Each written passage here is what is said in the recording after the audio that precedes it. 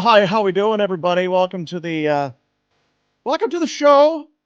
The old barn burner here on let me see, Wednesday, November the 6th.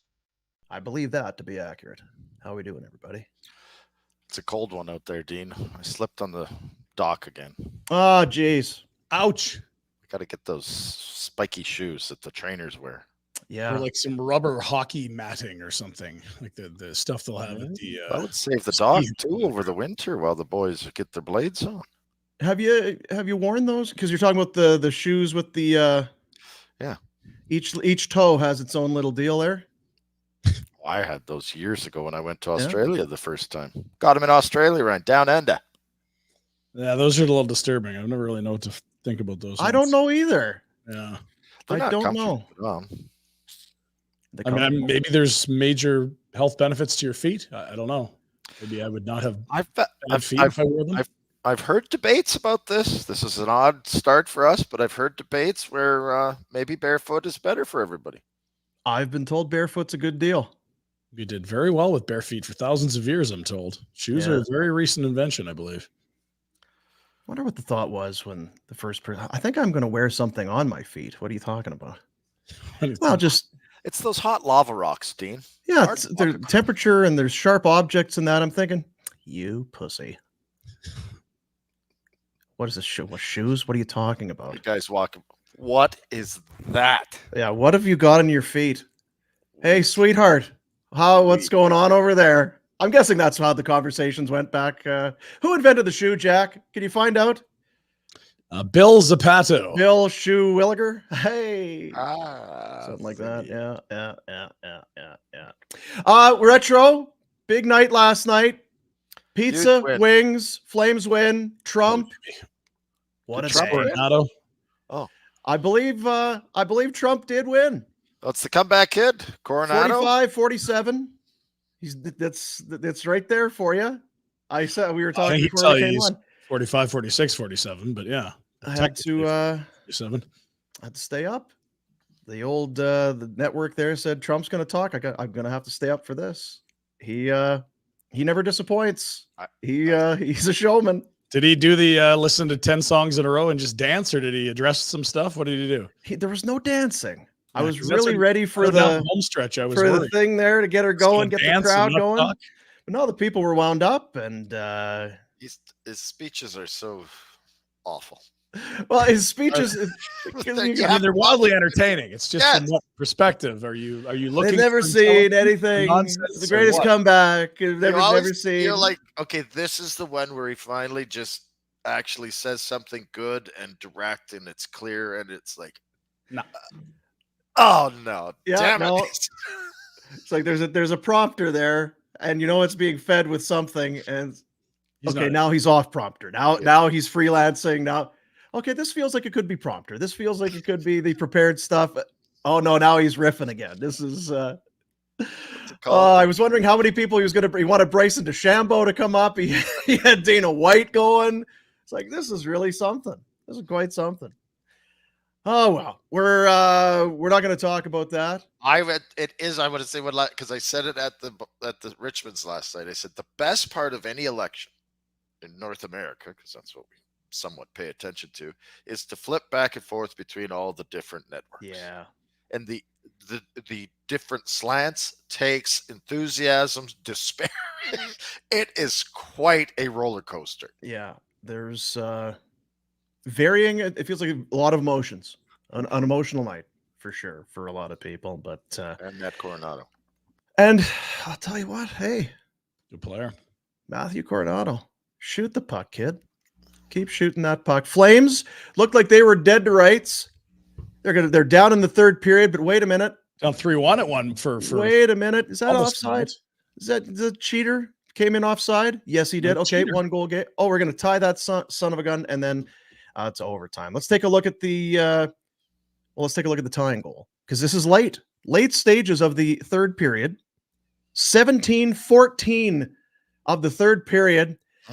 Backlund's in there. We're digging away. Coleman's in there. Everybody's in there. Coronato's like, I'm going to come to the front of the net. Oh, got it blocked. Okay. Buy myself some time. Little spinaroonie. Wire it. You like the spinneroonie? I like the spinneroonie. Yeah, I do too. I also like watching Montreal's defense not do anything. Max Lapierre told us this would happen, and like what? Like that's somebody's guy, and there's nobody really challenging. Everyone's just hanging back. Like Jake Evans was. I'm good. Look at the oh my god. Anyway. It's Warner's whiteboard. What do we got? Well, the two guys in the slot, not even the defenseman who was kind of tied up in front of the net, who eventually leaves and kind of tries to block the shot. The two other forwards, both sagging back into where? Like, you're not taking the D pass back to Miramanov. I guess no one's taking away the backdoor pass. Yeah, Backlund is wide open backdoor if you want it. And there's a great seam there to find him if you need it. Well, there's 2 sticks there, but yeah, I hear what you're saying. Like it's either the winger or the center that's got to get all over Coronato. It's not good enough. Yeah. Oh, sorry, the right D or the center. That's who's got to be there. No. Yeah. Yes. Or someone. Anyone really. But hey, it's a hybrid man. So whenever they figure out what that is and where they're supposed to go, you know what? Then they'll be good. Screw that. Coronado is so good. They didn't. What are you going to do? They're intimidated. It is a nice play. This is Warner's whiteboard for McLeod Law. It's the opening statements, but I like this. We get to break down the game film with retro for McLeod Law, and of course they're Calgary. It's what Calgary based, Calgary born. They're here for Calgary people. They know what life is like here. They know the challenges that we face, and they are here for you. When you call McLeod Law, when you go in these. Oh, it's just Calgary. It's very nice. McLeod-law.com. Not to say if you don't live in Calgary, you can't use McLeod Law. They're very diverse, but no question about it. They're proud of those Calgary roots. They understand the community. They are very proud to serve the community and looking to make a positive impact on the city of Calgary. So yes, the whiteboard. Now that we go to overtime, I'm not sure what the breakdown is here. 3-on-3, just as a heads up to everybody who's about to watch the clip. It's a 3-on-3 situation. It is overtime. And so there's Suzuki and Matheson as a defenseman. Dvorak is taking the draw. To me, Dean, this is just reeks of great coaching by Huska. Does it? This is brilliant stuff. He just. Coronato, I want you to knock the stick out of your opponent's hand. He drew that up. Make sure he's holding on really light. Yeah. Chop the stick out of here. How'd you lose your stick, bud? How did you lose your stick? Like, were you holding on? Did they drop the puck when you weren't ready? No, it looks like you're ready. I don't know. Did it get caught in the ref? And does Montembeault even move on this? Like, look at him. I wonder if he's taking a quick peek to his left to see if Suzuki's got Backlund. If he was, just watch the puck holder. I wouldn't get too. There's one guy at the slot with the puck. Yeah. I often give the D shit for letting the pass go across, but if the goalie's looking the other way, then it doesn't. Yeah, your job is the shooter, goalie. Yeah, just stop the puck. Yeah. Now, where does it beat him? High glove? Because if you go and stop it again there, Jack, stop it now. If anything, the goalie's drifting too far to his left. Well, this angle doesn't give us a good idea of that. But it looks like it doesn't. I feel like that angle shows me that, if anything, he's cheating to his glove side. Well, if the camera's behind Coronato, we can see if he's covered the net properly or not. This angle, we can't tell. But yeah, it appears from that angle. But I think he beats him on the other side to, Is it under his glove?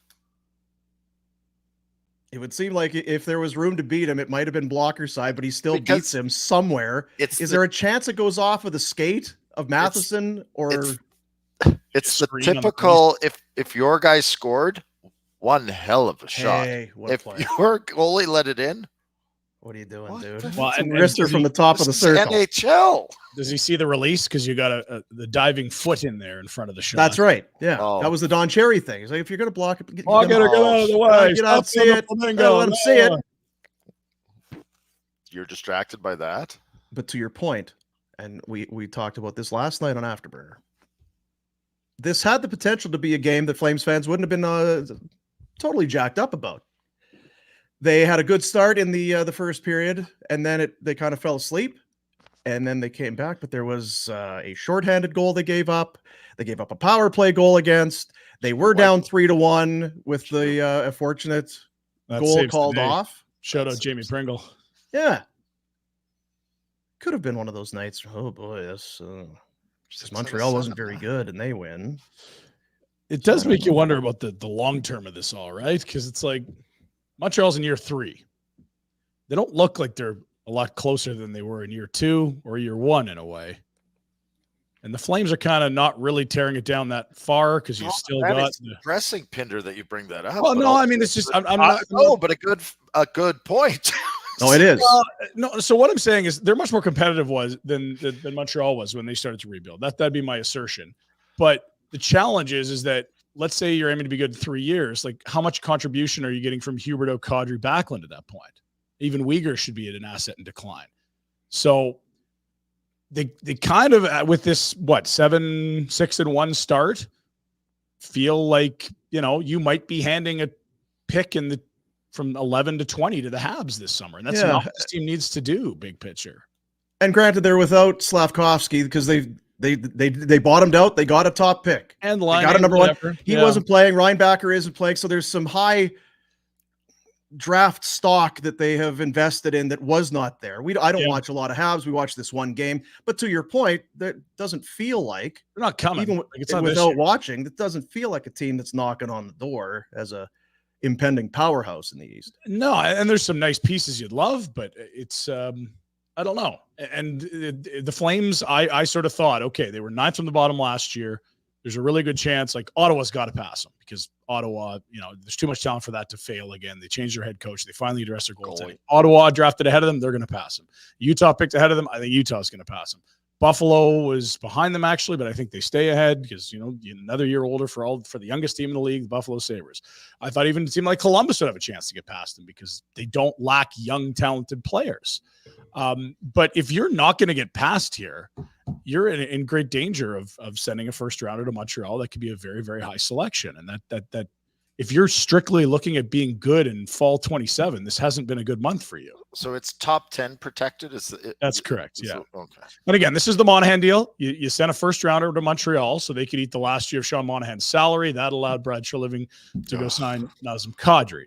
In hindsight, it's an awful move because it's one where you did it and it would make sense for a couple of year window, but they weren't competitive in those 2 years since the deal. So now you're in the part that we always knew was going to be painful. And the only way to mitigate the risk is it'll be Florida's pick going to Montreal, which looks like it could be 28, 29, 30, 31, 32, as long as you finish in the bottom 10. Yeah. Now it's early days, but they look like they're better than the bottom feeders. Are they? Okay. Can I stop you there for 1 second though? We just said, somewhat fortunate to get those 2 points in a way, right? Like a close offside, very close. They could have lost last night for sure. Yeah. And it wasn't like they were undeniable and they were going to, right? So they had a win. They were better than we thought they were going to be. They're 13 games in and they're in a playoff spot. That's more the big picture I'm talking about here. Totally. But would you, again, I'll just play the other side because this is what we do. Yeah. Did you expect Nashville and Colorado to be? Of course not. No. So and I'd expect they'll be better. And I don't expect Flames to be in a playoff spot. It's all of a sudden looking very real that they could finish like 11 to 14 from the bottom rather than bottom 10, which is what you need to do. Don't you depress me, you son of a. I'm sorry. Tough day. Tough day. Yeah, I don't know. I think I maybe fall more to the Rhett side. We saw them beat New Jersey. We saw them beat Montreal, but we also saw them handily outclassed 2 games. They got pumped in a couple games, right? Yeah. So 14 games in, there's been 2 ugly games. That's it, right? Well, they came back from 4-1, and this I think is just. It's small samples. It's a season.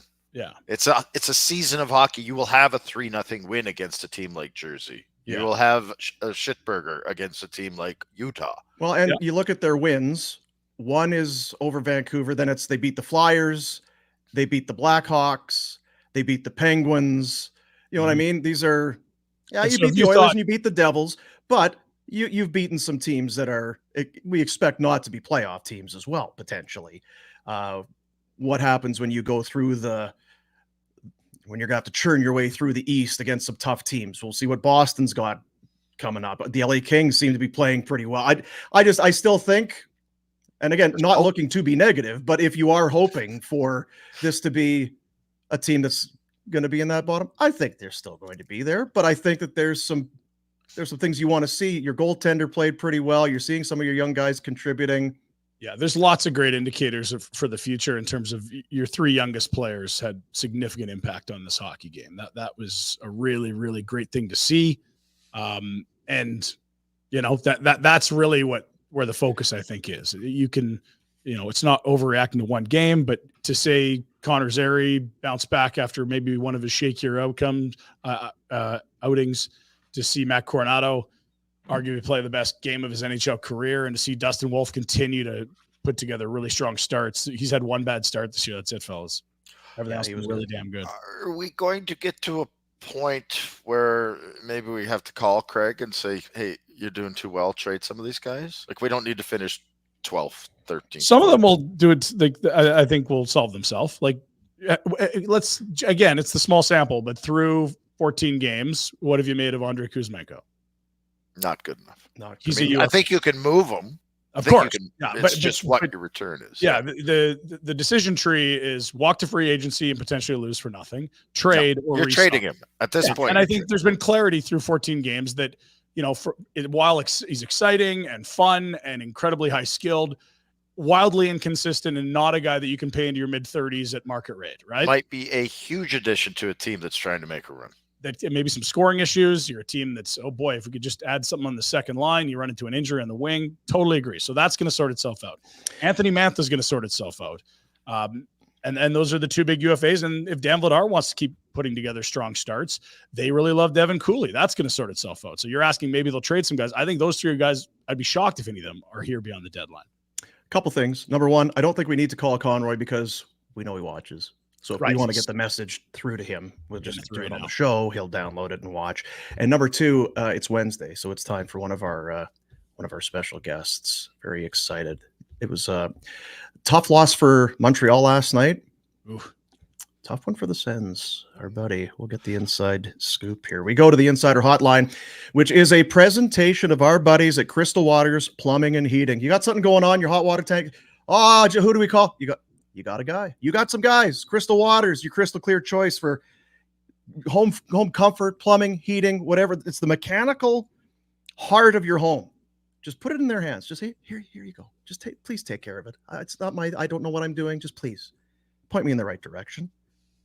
Cold weather's coming. Could you please make sure that my furnace and everything is set for the cold weather? And if you're a barn burner watcher, listener, you need a new hot water heater, AC, or furnace, discounts and upgrades to one up to $1,000 in value. Crystal Waters. Call now, 403-219-4100. Check them out at crystalclearcalgary.com. Jamie McLennan, TSN analyst, host, entertainer, great guy, entertainer. Yep. What's a prognosticator? That's someone who predicts the future. Agitator. Yeah. Shit disturbers more. It's like when you have a crystal ball. Do you have a crystal ball? Does TSN have one of those in there where you kind of... I do need a crystal ball. You were just talking about a Crystal Waters. Yeah. My plumber was literally 8 feet away from me fixing that sink right there. And you go, you literally like, you need a plumber? He like looked at me. Yeah. Yeah. Do you... Mike do house calls? Waters. I love him. Yeah, it's what it is. Something goes wrong. Oh, geez, we need somebody. And then do you start? My head is too big. Yeah. Do you want to start Googling or start looking around? No, it's just Crystal Waters. Good. Exactly. We're done. We're taking care of it. And I'm not an agitator. I just feel like I speak my mind, and there's nothing wrong with that. Sometimes I've got a face that people want to smack, but other than that, it's all good. I heard you talking about Kuzmenko. I agree with you. Like there's a reason why he was so polarizing in Vancouver. He'd either be a world beater or you wouldn't hear his name on a broadcast for 3 games straight. Yeah. Rick Tocchet was done. I was calling a game last night in Buffalo and Ottawa, and I went on the talk back to my producer and I said, have you heard this guy's name? Like, I can't remember who it was. It was like Drake Batherson or something. I said, you heard Batherson's name once tonight? Because usually when your top players are engaged, play-by-play is talking about him. You got to weigh in on. There's a good chance here or whatever.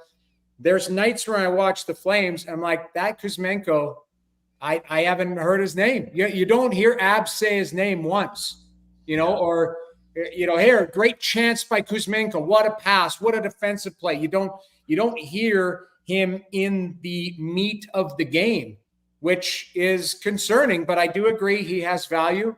There's guys that have value on that roster, but they're chipping away, man. They get points, they get wins, they get all these little things. So, Connie could sit back and kind of deal from a position of strength as the season goes on.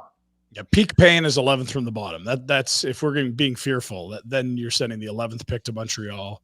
You're going to have Jersey and Florida's picks, which will be very late in round 1. That's what we're trying to avoid here.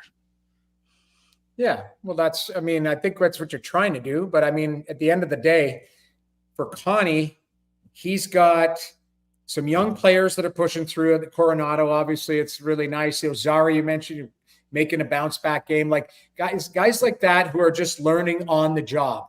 And I like the fact that some of these veterans are, they're not just going through the motions. They're engaged.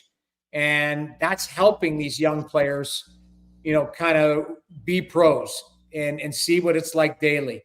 And as the season goes on, you can start to mix and match and try, challenge guys, put them in situations where they can either have success or they fail and go, okay, that wasn't for them. But that's up to Huska on a nightly basis. It was one of those nights last night. If you dream on the future, if you're a Flames fan, it was your kind of night. Connor Zary was demoted to the 4th line in the previous game. He scores in the second period to give them that made it 1-0, I guess, at that point. Coronato, first-round pick, demoted to the AHL, brought back up, ties it, scores the game-winning goal.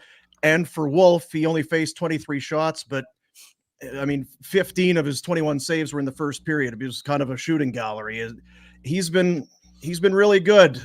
I think that there's always that kind of, I think he's good. Is he good? Can he be good? We think we're watching something special here. Can he? I think he can. And last night was kind of one of those nights where you felt pretty good about it. I think we should just agree on this show, and maybe I'm wrong. Like, he's a good goaltender. Dustin Wolf is an NHL good goaltender. The only thing that I continue to look for is what is his progression? What is his ceiling? Is he a backup? Is he a tandem? Is he a 1? Or is he an elite number 1? Elite number 1, there's 6, 7 of them in the league. So that's the goal. Can he be UC Saros? And Saros has had a slow start, but he's still an elite goaltender, in my opinion. Yeah. So, that's the question for me. Pinder, you talk about it all the time. All this guy has done is win awards and dominate every level he's gotten to. Now he's on the biggest stage. It's going to take time, but I like him. I think I think there's no doubt he's an NHL goaltender. It's just where does the dust settle for Dustin Wolf? That's really what it is. No pun intended. How do you approach him and Vladar if you're the Flames goalie crew, LaBarbera, Siglet, and others? And can you throw Cooley in there too, only because he's played so well? The Wranglers are 9-2. They lost last night, but 9-game winning streak ended. Well, Cooley's an interesting one because I think it was a kind of a sneaky little play by Connie, right? Like, you bring him in and there's depth in that position. Keep in mind, now remind me, Vladar, is he on an expiring contract? Yes, UFA. So there's your exit plan, really. Yeah. If you ask me, if there's an injury or a team that's looking for either an upgrade or somebody who can be an NHL goaltender that doesn't cost you millions and millions of dollars, that's Vladar, because Wolf's not going anywhere. I think Cooley is kind of, I don't want to say found money, but he's a guy that can, give minutes at the NHL level and has. And, Vladar, I think, what did Tree get for him? Was it a second rounder he paid for him from Boston? Third with Boston. I want to say that's 3 years ago. Okay, so maybe you can relay him into a second now if things go really well. If it's mediocre, it's a third. I think you could turn him into a second rounder in the right setting. Again, for a team that either has an injury or something. So that's to me where there is some flexibility for Connie. Again, it comes back to Connie having strength with his cards because he doesn't have to do anything with any one of these guys. Right. What's the league consensus on a guy like Vladar? Like, I look at Colorado and I'm like, how long are they going to ride I this see a out. solution there. Like Yeah. is he a solution for them? Is that becoming, not yet maybe, but it's not yet, because they went and got Kakkonen, right? And they put him in the minors, and he's come up. There's Eustace and Noonan, who's got the biggest head you've ever seen in your life. I walked by him and I was like, I did hear that. oh, this kid is like got this squash. It looks like he's chubby, and then you're like, he's chiseled, but he's got this furnace face. He looks like he's big 300 head. But pounds. you know what? Is it an orange on a toothpick? Yes. Heed pants now. But no, they like him, and he's played well for them at the AHL level. I think the biggest question mark is just Georgie 5, right? Like is he played 60 some games last year, led the league, I believe, in wins. It's just he is wildly inconsistent to the point where I think they're trying to take minutes off of him just so that they can get his game in order. So I do believe Vladar, if you're getting back to your initial question, Rhett, Vladar has value, but is Joe Sakic saying, is he better than the guys that we have incumbent? I would say no, because Joe believes he's got and Noonan, who they're developing, and Kakkonen, who they kind of believe can be an NHL guy. So and you got to get your number one in order. I'm just more looking at a team that has two guys, and then they've got no NHL experience afterwards. For the guys up the road. If Stuart Skinner blows his knee out, now you're looking at Calvin Pickard and Olivia Rodrigo. Olivia Rodrigo is my daughter's favorite singer. She might be as good. Yeah. Apologies.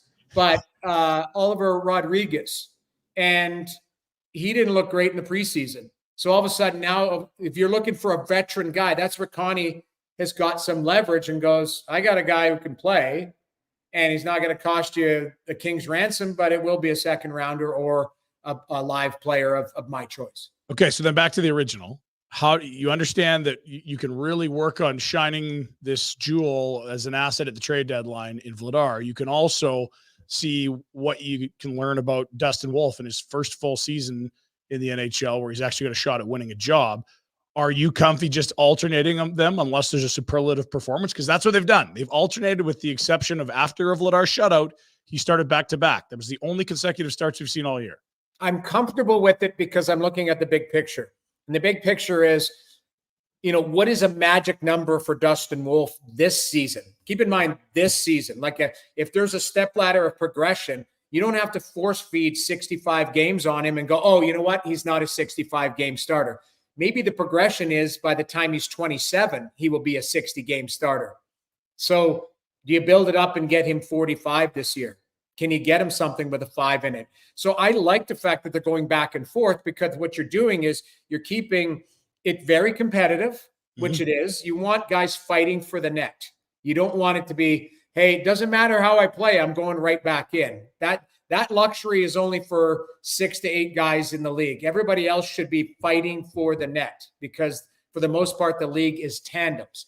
So I would say, right now, going back and forth, but there should be a separator at some point where it's like, okay, this guy, let's see if he can handle a 5-game stretch of playing 5 games in 8 days in a bunch of different cities under different circumstances, and kind of inch him through that. But, LaBarbera and Jordan Sigalet, they know what they're doing. Like they've been there. They got a pulse. They understand how these guys are wired behind closed doors a lot better than I am, because I don't know. Danny Vladar, I've met several times. Seems like a really good guy. I've met Dustin Wolf a few times. Seems like a quiet guy who just kind of does what he, stops pucks and does what he does. But I don't know him personally. These guys will know them and kind of know their fabric. So to answer your question, I'm fine with it going back and forth, but I think there will be a few times where there'll be separators this year, and you might see Wolf get something in the high 40s or low 50s. Yeah. That would be my goal for him this year, to see where on that progression. The Flames will play in Boston next up, and we'll talk about the Bruins tomorrow, but Bruins were in a bad way, and then they kind of turned it around and won a couple of games back-to-back, shutouts for both goalies, and then they lose to the Leafs. I was reading this morning. It's the first time in 8 regular season games that the Leafs got a win against Boston. Montgomery hot seat, or it seems to be under fire. He sat Pasternak, but he was back in yesterday, says no big deal. And that happens, I guess. But to sit your star for an entire period, what are you hearing, I guess, is what it comes down to. Anything at all, or what's the vibe on Boston? Because it's not really it's win now. It's not a rebuild, but they are kind of young. I don't know where they are in their arc, I suppose. I think they are lumped together with all of these other teams. So the Boston Bruins have 6 wins. The Toronto Maple Leafs have 7 wins. Tampa Bay has 7 wins. Ottawa has 6 wins. Detroit has 5 wins. Buffalo has 5 wins. And the Montreal Canadiens have 4 wins. So with 6 teams are separated by 6 points. And some games, like the Ottawa Senators, have 2 games in hand on some of them. Detroit has 3 games in hand. They've only played 11 games. So I would say this, like there's, it's easy to point at Boston and go, geez, like what's going on there? I could go to Tampa, lost 3 in a row. I can go to the Leafs that, lost 2 on the weekend, and hey, they got a big win and a big shutout last night, got the monkey off their back. Now Parade's back on. I don't know.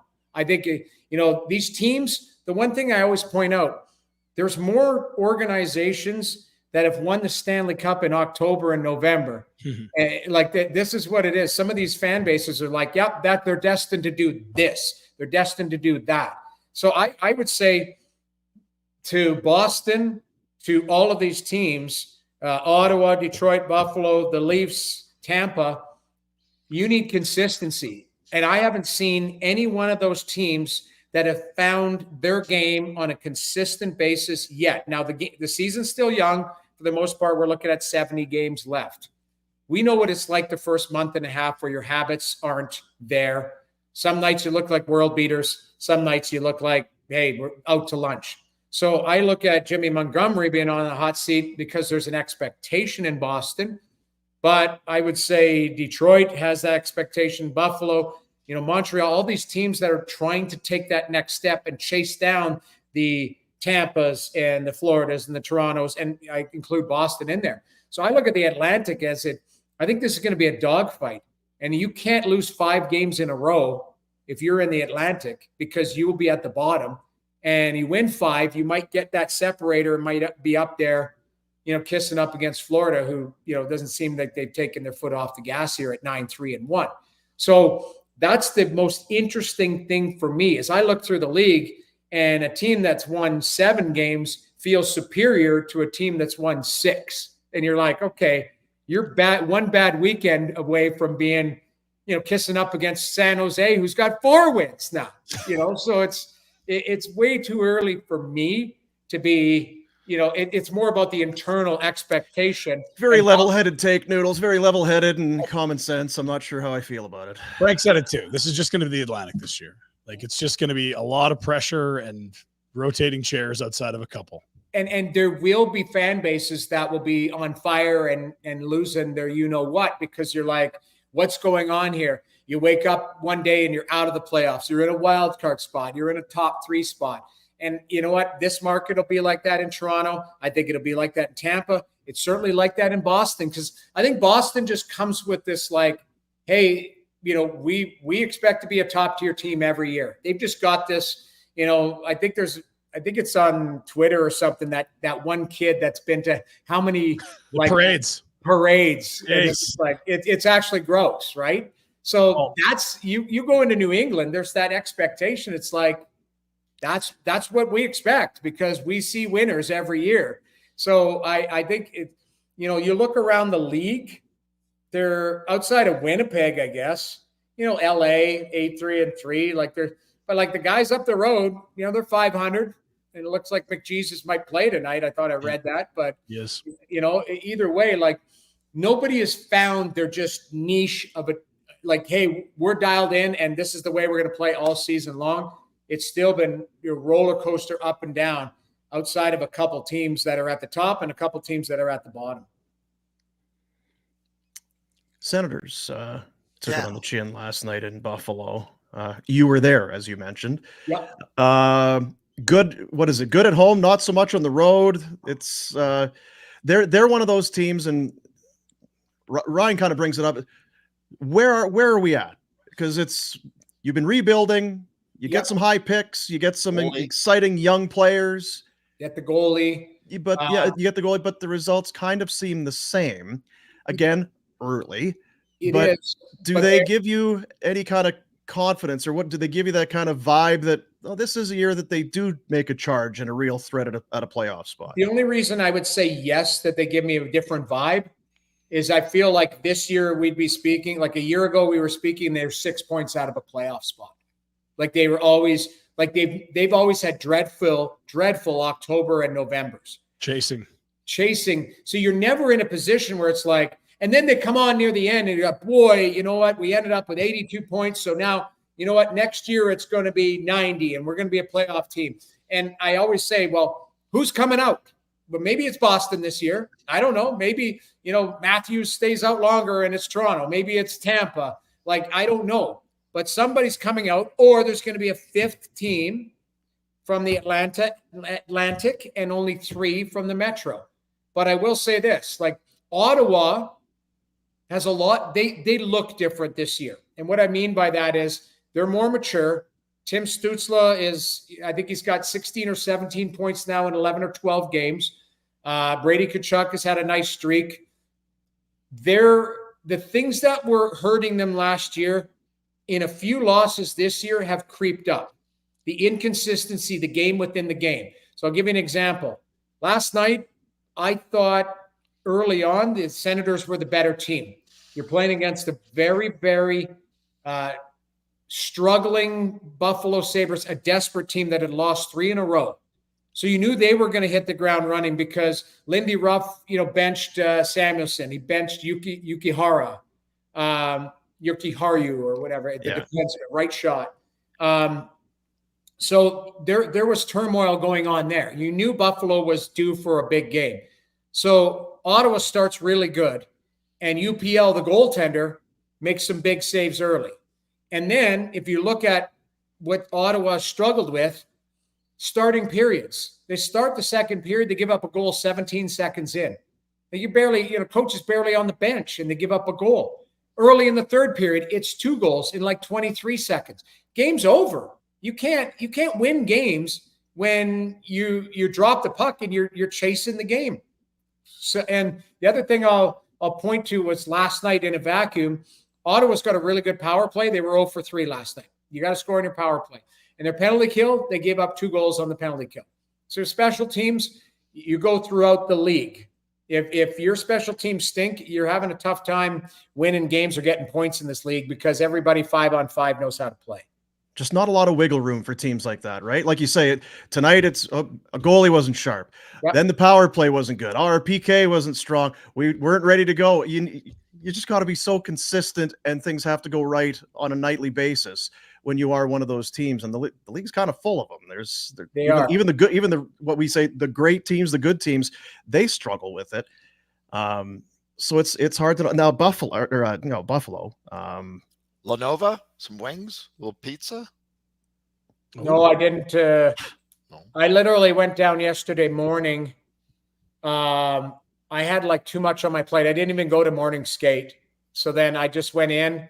I had to go to Target because my wife had to return. Like they went to Target 2 weeks ago and bought a bunch of junk. Yeah. And then apparently the lady behind the counter was 114 years old. She left one of those tags on. Oh no. So my daughter couldn't wear these pants. Can't wear it out. Yeah. So as I'm pulling out yesterday, like my wife calls and goes, "Can you return these pants to Target in Buffalo?" I'm like, "You don't think I got a job to do here?" Like now I'm at Target walking through customer service. Can you take this tag off? They're like, "Are you stealing this?" And yeah. Anyway, so, and then of course, retro, that I love PF Chang's. So I had to pop in there at Galleria, get a little PF Chang's on the way out. And then sat at the hotel for a couple hours, called the game, and drove back last night. So it was a quick in and out. And I had to charge my car because I had a Tesla, so I had to, plug in. Was Big Head there with you? Were you in between the benches with Robert? I did talk to Robert, the mascot, but he I was up top because I was working with a young guy named Matt Cullen because Gordon Miller was calling the game, the Leaf game last night. So I was working with a new guy. So when we work together, the young guys, I'm side by side. And there's no room in between the benches when Rob Ray is standing there. Like, he is an absolute monster of a human being. They're putting him in the Buffalo Hall of Fame, which I think is great. So putting in the wing? You guys know I love Rob Ray. I think his son was there, or he had a kid with him. Yeah, Robert. Yeah. Okay. Good-looking kid. Like, it just blonde-haired. Yeah. Anyways, he walked by, had a little stop and chat with him, and then, shook his hand, and it's like his hand is like him handing you 5 bananas. His hand is so big. Like, it's like it just swallows your hand. Like, he's such a monster. But what a good guy. God, I love that guy. And of course, Marty Biron was there. I had a good chat with Marty. Did you get to talk? Okay, you think I talk? This guy, man, Marty was he was on fire last night. But it's good. It's always nice to see. I didn't get to see Duffer or any of the main crew because I just kind of did my thing and got out of there. But I was happy for Buffalo in that sense because I don't like to see teams that are trying to turn it around struggle. And I really like Tage Thompson. I really like Alex Tuck. I think Dylan Cousins is going to be a really good player. I just think he struggled early on. I think UPL, the goaltenders, kind of come around as a guy that they can trust. He's big, man. Has Levi been better? Has he been? You know what? What my comparison of Devon Levi is, he's a young Marc-Andre Fleury. As far as when you watch Marc-Andre Fleury early in his career, he was really busy, just active and fast and explosive. And as Fleury got better and more experienced, his game just kind of shrunk and just came together. You could still be explosive, but you don't have to go out of position and open holes and, look small in the net. And, I look at Levi and I've watched him play. I like his skill set, but I think he's really explosive and he almost creates holes for himself because he's trying so hard. I want to stop this puck. I want to do this instead of letting it come to him. But I think he's a good young goaltender. And he could be a guy, if he settles in, that maybe, the next Olympic time around, not this one, to be kissing up on it. I like him. Pinder's shaking his head. There's no bloody goalies. We're talking about freaking Adin Hill and Sam Monson. No, but here's my. Do you want my argument? At the Four Nations. What the hell's happened to all our goalies? This is a disaster. Do you want my argument for this? Okay, yeah. Because I actually had an argument with somebody about debate the other day. So first and foremost, I need to go on record and say I don't have much passion for this Four Nations thing whatsoever. I'm sorry. I know we're in the media. I know we need to build it up as best on best in that. The best goalie is not playing in it because he's Russian. Arguably, the best player might not be playing in it in Kucherov. He's Russian. Draisaitl's not playing in it. He's a top 5 player in the world. So it's not really best on best. It just happens to be 4 countries that are playing against each other. Secondly, people are like, okay, Canada, they are the worst on paper when it comes to goaltending, okay? Because the other goalies are better and they're big game goaltenders. And I'm going, okay, well, define big game goaltenders because, hold on, somebody's ringing my front door. I can't go. So big game goaltenders are guys who have won before, okay? Well, if you look at Jordan Binnington is the one. He's won, and he's played on the biggest stage, and he won a Game 7 of the Stanley Cup final, okay? Adin Hill's won a Stanley Cup. Darcy Kemper's won a Stanley Cup. I think Marc-Andre Fleury should be in the conversation as well because he might be a great mentor, and in a short tournament, maybe he can call back some of the old magic. So there's a 4th Stanley Cup winner. Those are all Canadian guys that have played on the biggest stage, which is the Stanley Cup final. Because when Rhett and I were kids, when we were playing road hockey, we didn't go, okay, who's going to be in the final for the Four Nations Cup? We played Game 7, Stanley Cup final. That's the biggest platform. You did for the Canada Cup, though. Come on now. Let's not get too crazy here. We do want to see Bedard play with McDavid at least once, right? We can at least agree on that. I get it, but I was being a smartass, but you know what I mean. Is the biggest stage in hockey is the Stanley Cup Finals. It's nothing else. It's nothing else. So these guys have been on the biggest stage and had success. Now, their teams have helped them. Yeah, but guess what? There's no top 10 goalie in there, Jamie. You know there isn't. There isn't. Well, if you rank them, they're not. None of those guys are top 10. You're right. But they don't have to be a top 10 goaltender. They have to play like one. Yeah, they're not going to lose a tournament because of goaltending. They're good enough to win with just okay goaltending. Right. Yeah, like they're not good goalies. They're okay. They'd be the weakest goaltenders of the whole tournament. But the most decorated. That's the craziest part.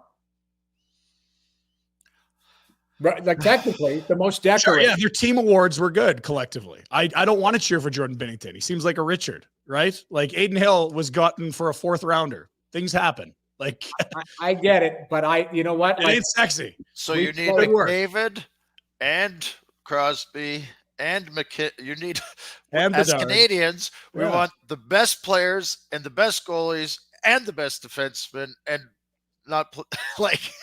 And I better like them. Well, I don't know if you saw this TSN list, but they had Chris Tanev as the 7th, and I was like, okay, like now we're trying to be, we're gonna think ourselves screw ourselves right into a hole here. There was no Tanev Busman. He's in Calgary. You know how it works. He's a Leaf, and all of a sudden, we had Drager on last week. I think that was maybe his submission. He's like, yeah, I took it pretty hard when we threw Tanev's name.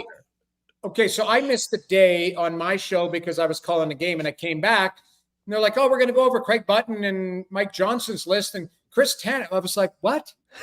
and they're like, "Chris Tanev is on the 7th on the list," and I go, "I love Chris because this isn't we all love Chris, of course, great defender. Oh, he's not the best defenseman on his team." Like Morgan Riley is, Morgan Riley be a different role.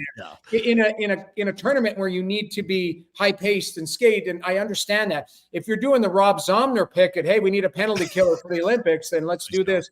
Yeah.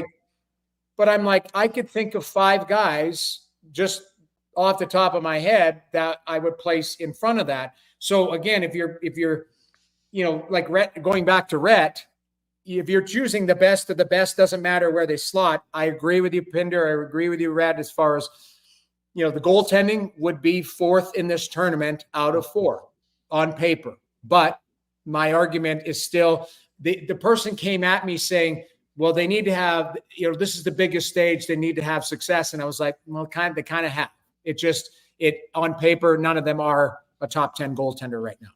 I used it last week. I want to use it again. It's a bit of an Albert scenario. Albert. He's going to come back. He's going to play well. Do you remember Albert? Do you know the Albert reference, James? Played the commercial at the end of the show last week. Remember the Canadian Tire commercial where poor Albert was the last guy picked at the outdoor rink. Yeah. When found some guy on a lawn chair that wasn't even going to play, they picked him ahead of Albert. Yeah. Well, so Albert has his name on his jersey, and he's a big winner. So you think that so what you're saying is like Adin Hill's going to be the Albert Binnington MVP of the tournament. He was already the Albert for that year in the NHL. He was added for a 4th and was a Cup MVP. Like that's Albert. Yeah, but it wasn't a guy from Port Colborne who had 40 rum and cokes and wore a jersey to the game. And they're like, go stand in the net there. Like the guy is, he was one of the top 80 goals in the world. Probably 60 to 80 you would have slotted in the beginning of that year. And he ended up being an MVP of the Jordan Binnington just took over 2nd place in the St. Louis Blues all-time wins category last night. Yeah. And he'll pass Mike Liut and be the winningest St. Louis Blues goaltender. I think what people don't like is Jordan Binnington, the personality. That's what it is they don't like I thought it was funny the other day where he had that sly look on his face. Like they were giving up an 8 spot and it was ugly in Ottawa. And he's starting to push around. He's at the bench and he's trying not to laugh. But he's laughing going, I'm going to be an idiot here because, quick shower. Let's go. Joel Hofer forgot to put his pads on tonight. Now I got to go clean this mess up because that's what it was. It was a mess. That was an ugly one. But honestly, I don't disagree. I think the Canadian goaltending, I think we're in a downtrend cycle, but there's some good ones. And it just, you need one that's special to push through, and we'll see who it is. I don't know. We've seen guys get better as they get older. You know, Anthony Stolarz put up a shutout last night. The guy's never played more than 28 games in a regular season. He started 23. That's the max he's ever started. He's the Toronto Maple Leafs #1 goalie right now. Like, you know, this, and he's 30 years old. You know, I saw guys get better when they were 29, 30, 31, because they understood the mental part of the position. So we'll see. I mean, goaltending is a weird position. Unless you're really special, everybody else is just kind of really good. That's it. What if we weaned you off the rum and cokes? Could we get, because you're a Canadian, you got your birth certificate. As you get older, you're wiser and you're more composed. I can barely touch my toes. I've got no, and I never had flexibility when I played. I haven't had brown liquor since April 20th, 2003. But it's a white rum. Specific for it not like to be vodka. something. Vodka's good because I enjoy my life. There's not a problem with that. But yeah, I mean, I don't know. Could you imagine me making a skate save in today's world? Yeah.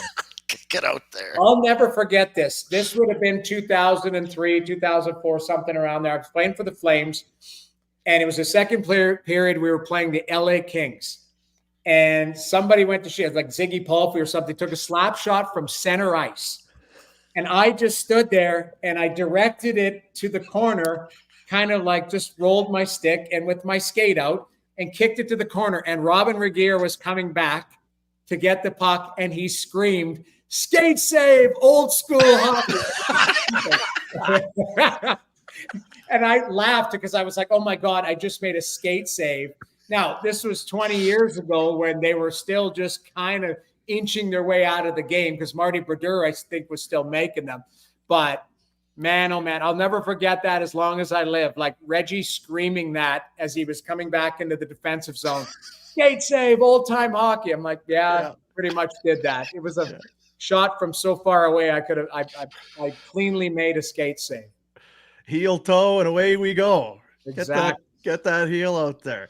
Okay, we've kept. Oh, you got one. I got one more. Retro, go ahead. I just want to say, next week, when are you on Cribs? Because we had the wide shot of your house. This is very, very fancy. Yeah. Like, I thought you were in TV about? and like a backup goalie. And this is where you live. That is my quite God. I'm not allowed. I have a little setup, but I was told by Jack I can't have my setup. Well, that's true. It's like no jerseys, no nothing. So I'm like, okay, I'm going to sit in my kitchen. Yeah, so you know, I wouldn't leave my kitchen if I had that. Oh, My it's God. beautiful. there's the deck and the pool and all that out there, and then this is we like space. So there's a great room here. So if I'm echoing, I'm yelling and screaming. I'm in my kitchen. Well, I wondered, is there any hardware on that mantle back there? Do I see a trophy or some kind of a? Is that the? Might be my kids.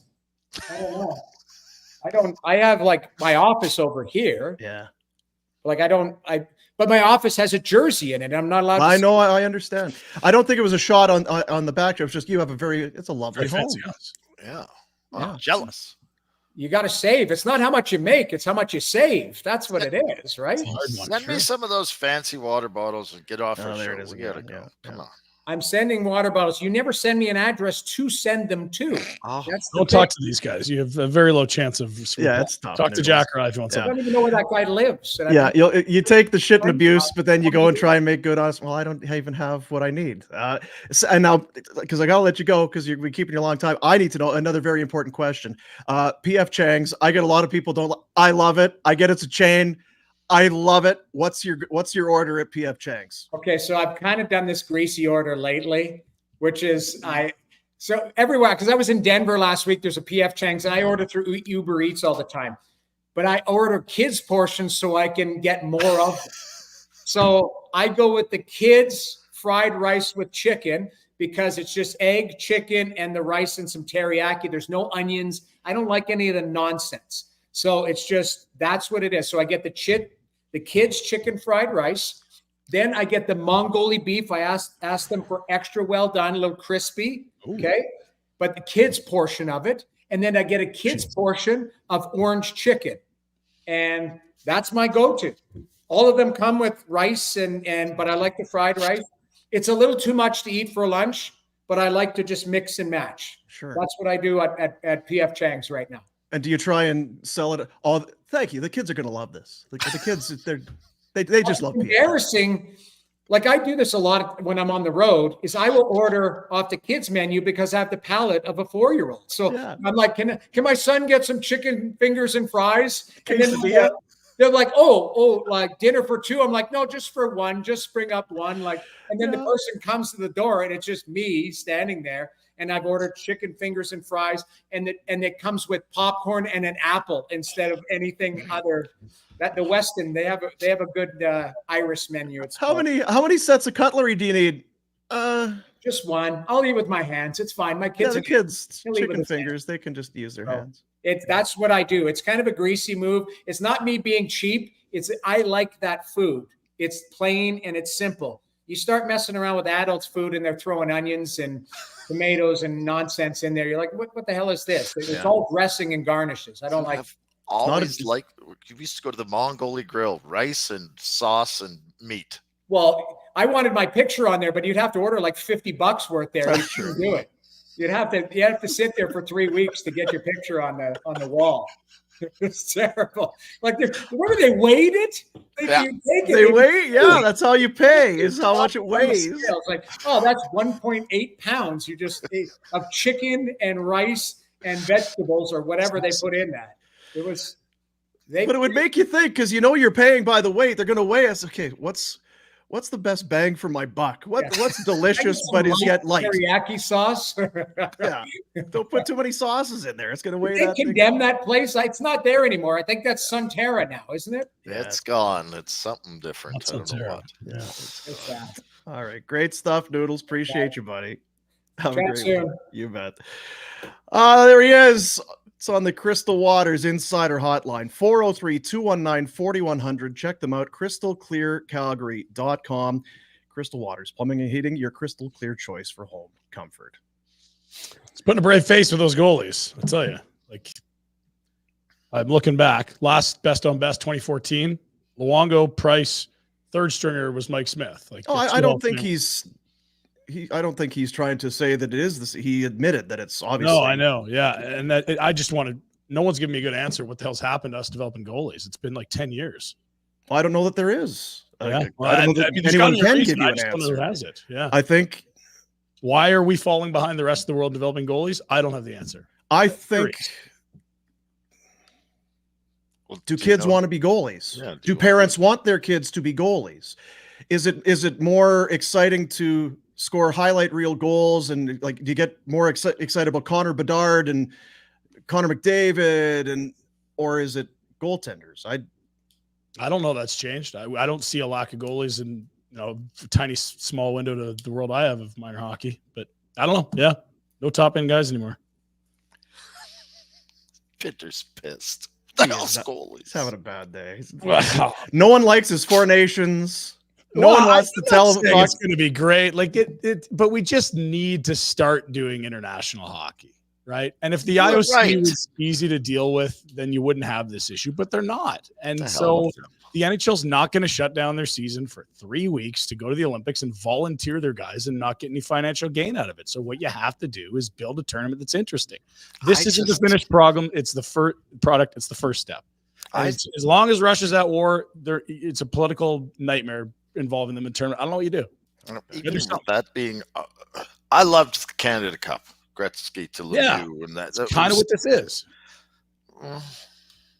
It was a different era, and sometimes I wonder if, with our sport, we talk about hockey, so it's kind of our sport is not soccer.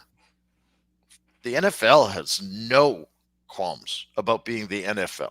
The NBA goes to the Olympics, but they don't have any qualms. They're not looking for global, you know what I mean? Best on best. Why can't we just celebrate what Noodles said?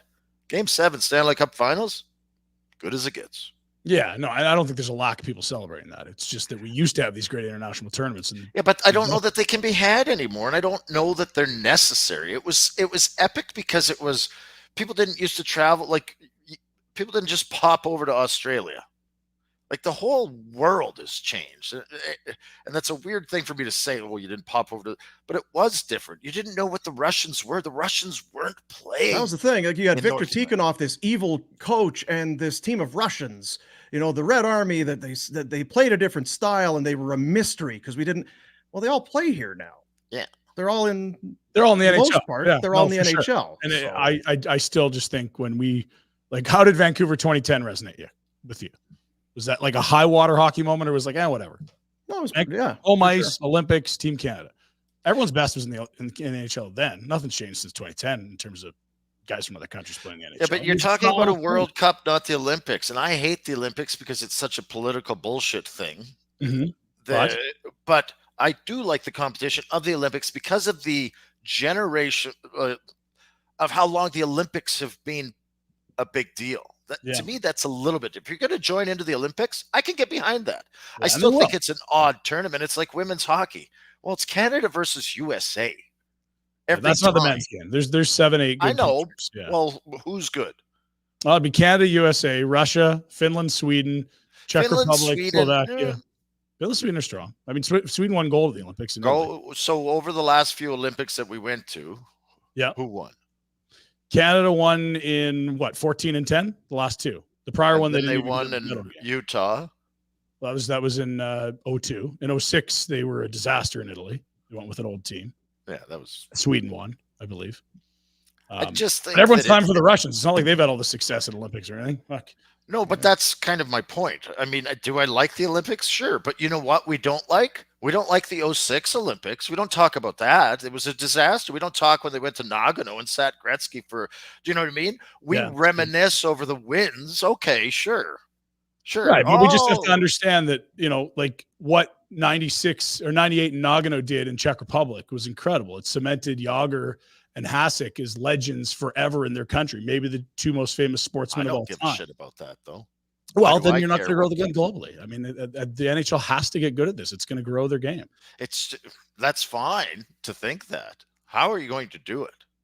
Yeah, this is quite a conversation we're having. Like, where are you making ice in Australia? Like, if Australia's not, I keep bringing up Australia because you go there. But if Australia is not supporting hockey and big into hockey, then does that not scream hockey continent? Like type of people that would actually get behind hockey? They're not going to build a bunch of rinks. They've got other shit that they watch. I don't have a lot of hope for hockey in Australia. That's not really where I would just think you've got 6 to 10 countries in Europe and North America that there's a lot of interest and growth in the sport, and there's really good domestic leagues. And to see those countries play with their best players together would be amazing to watch, because when you saw the lineup in Salt Lake and it was like, oh my God, there's Sakic. What about 2006? Why are you talking about in Italy?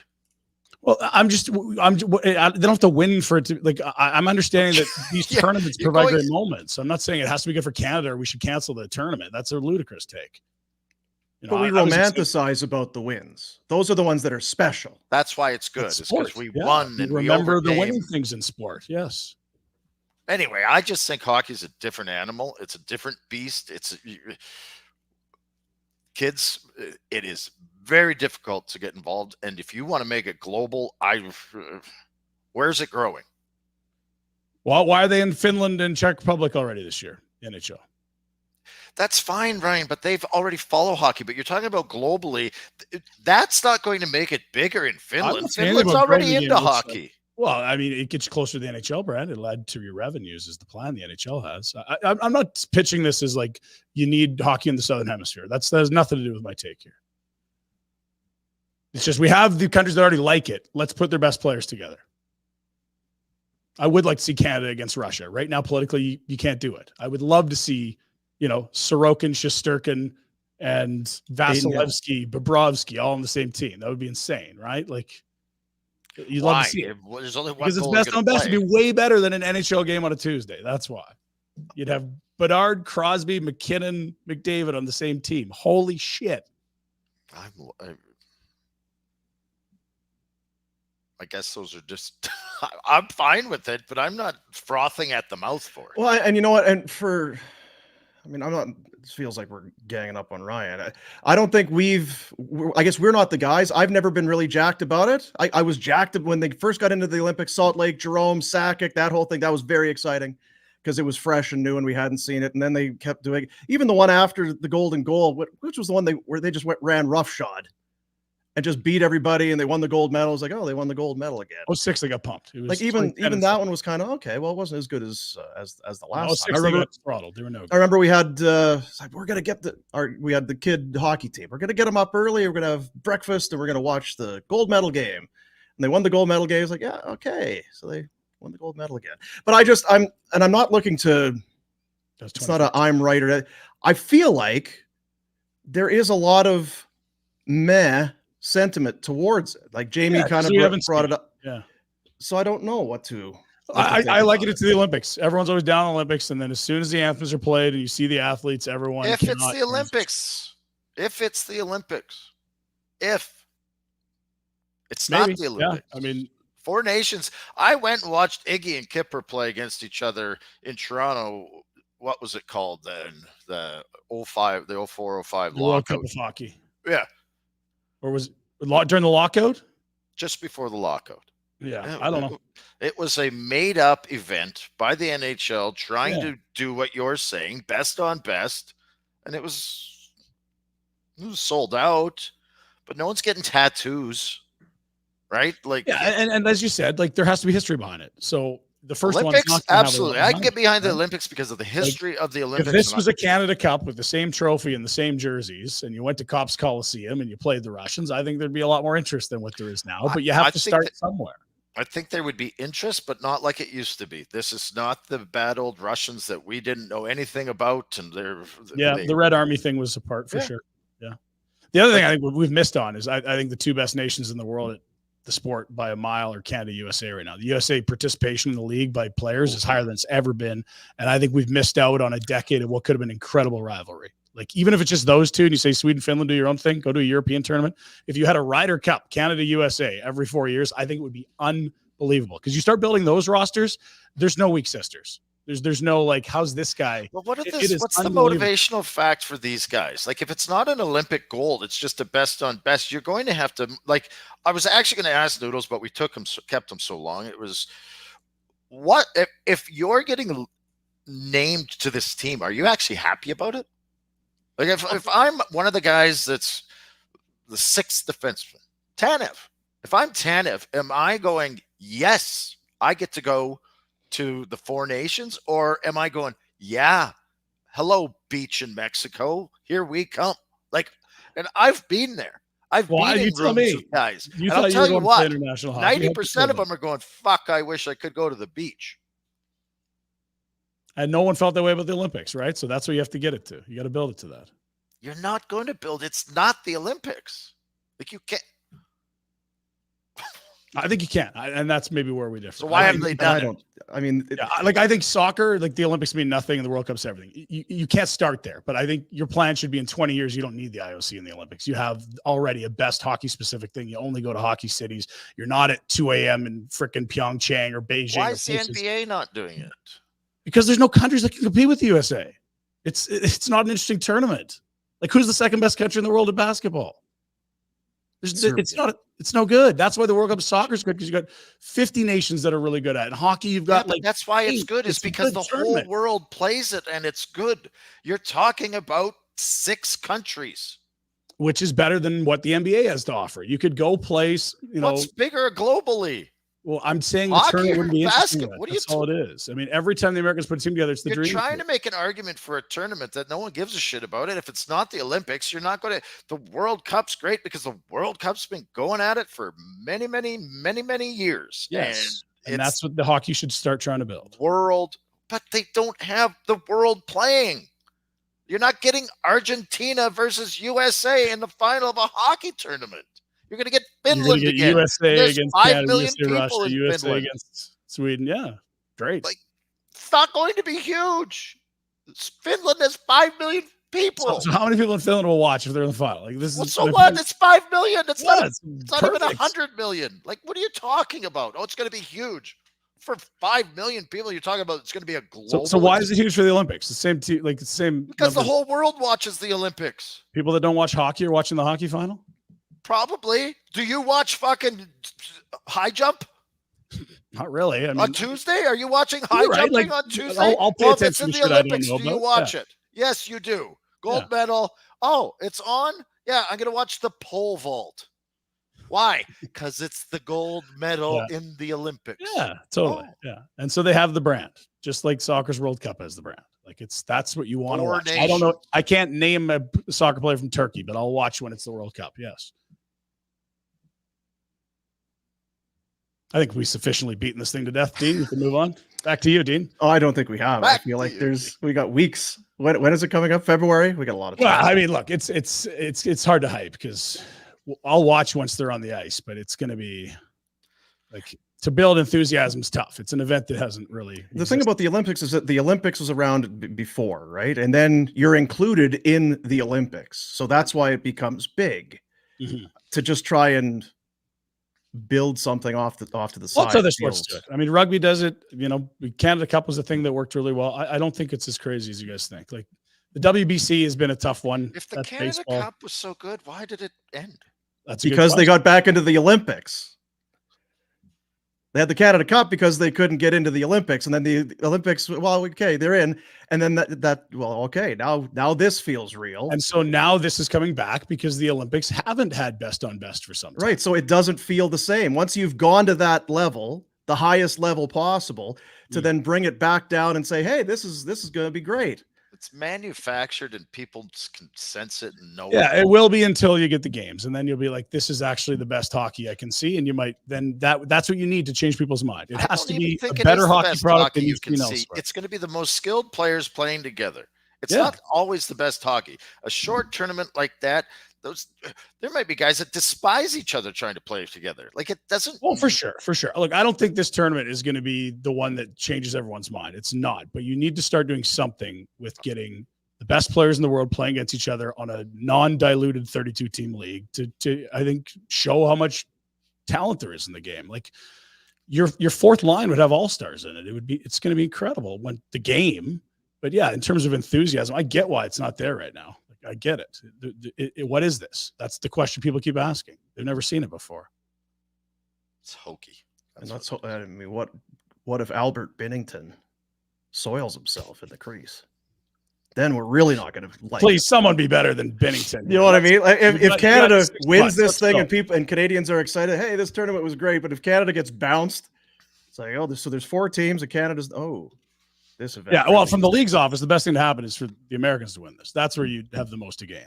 Yeah. That's your huge TV audience that you're trying to engage. Well, I know put the Chuck brothers together with Austin Matthews, the Hughes boys, like star goaltenders, Ottinger, Demko, Hellebuck. Like that's the biggest gains possible here aren't in Sweden, Finland, and Canada.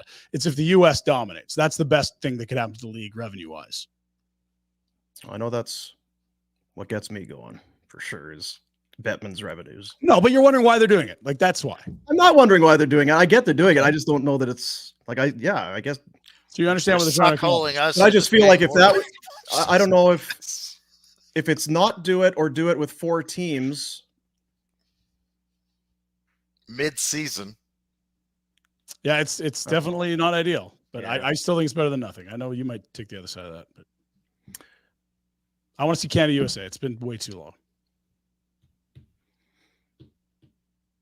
Christmas is coming. The time of sharing, time of giving, brotherhood. And we're going to try and make Christmas a little warmer and a little brighter for some people out there. We are going to be kicking off our Top Shelf Elf Christmas auction campaign in a couple weeks. It's already in a way underway because we've had a couple of auctions. We had one couple weeks ago. That was to get to the game for a bunch of people to get to the game against New Jersey. Now we got another one coming up here. All the money raised from this auction is going to go to Closer to Home and their Adopt a Family Christmas effort. November 21, Calgary, New York, at the Dome. This is for 25 press level tickets and 25 food and drink vouchers. There's so many people. Think about that. You at 25, you're going to the game and you're having your popcorn and your hot dogs and watching Shesterkin and that. And it's gonna be a heck of a time. But the most important part is all the money raised goes to a great cause. You can get in on the auction. Bid now. The website, nationgear.ca. You'll see the top shelf elf auction link. Get in there and put your bids in. Bids been a little slow. I think it's maybe because Rhett or Brian, you said, well, they like to lurk in the weeds until the very end. Don't put you got a couple days because it ends on Friday.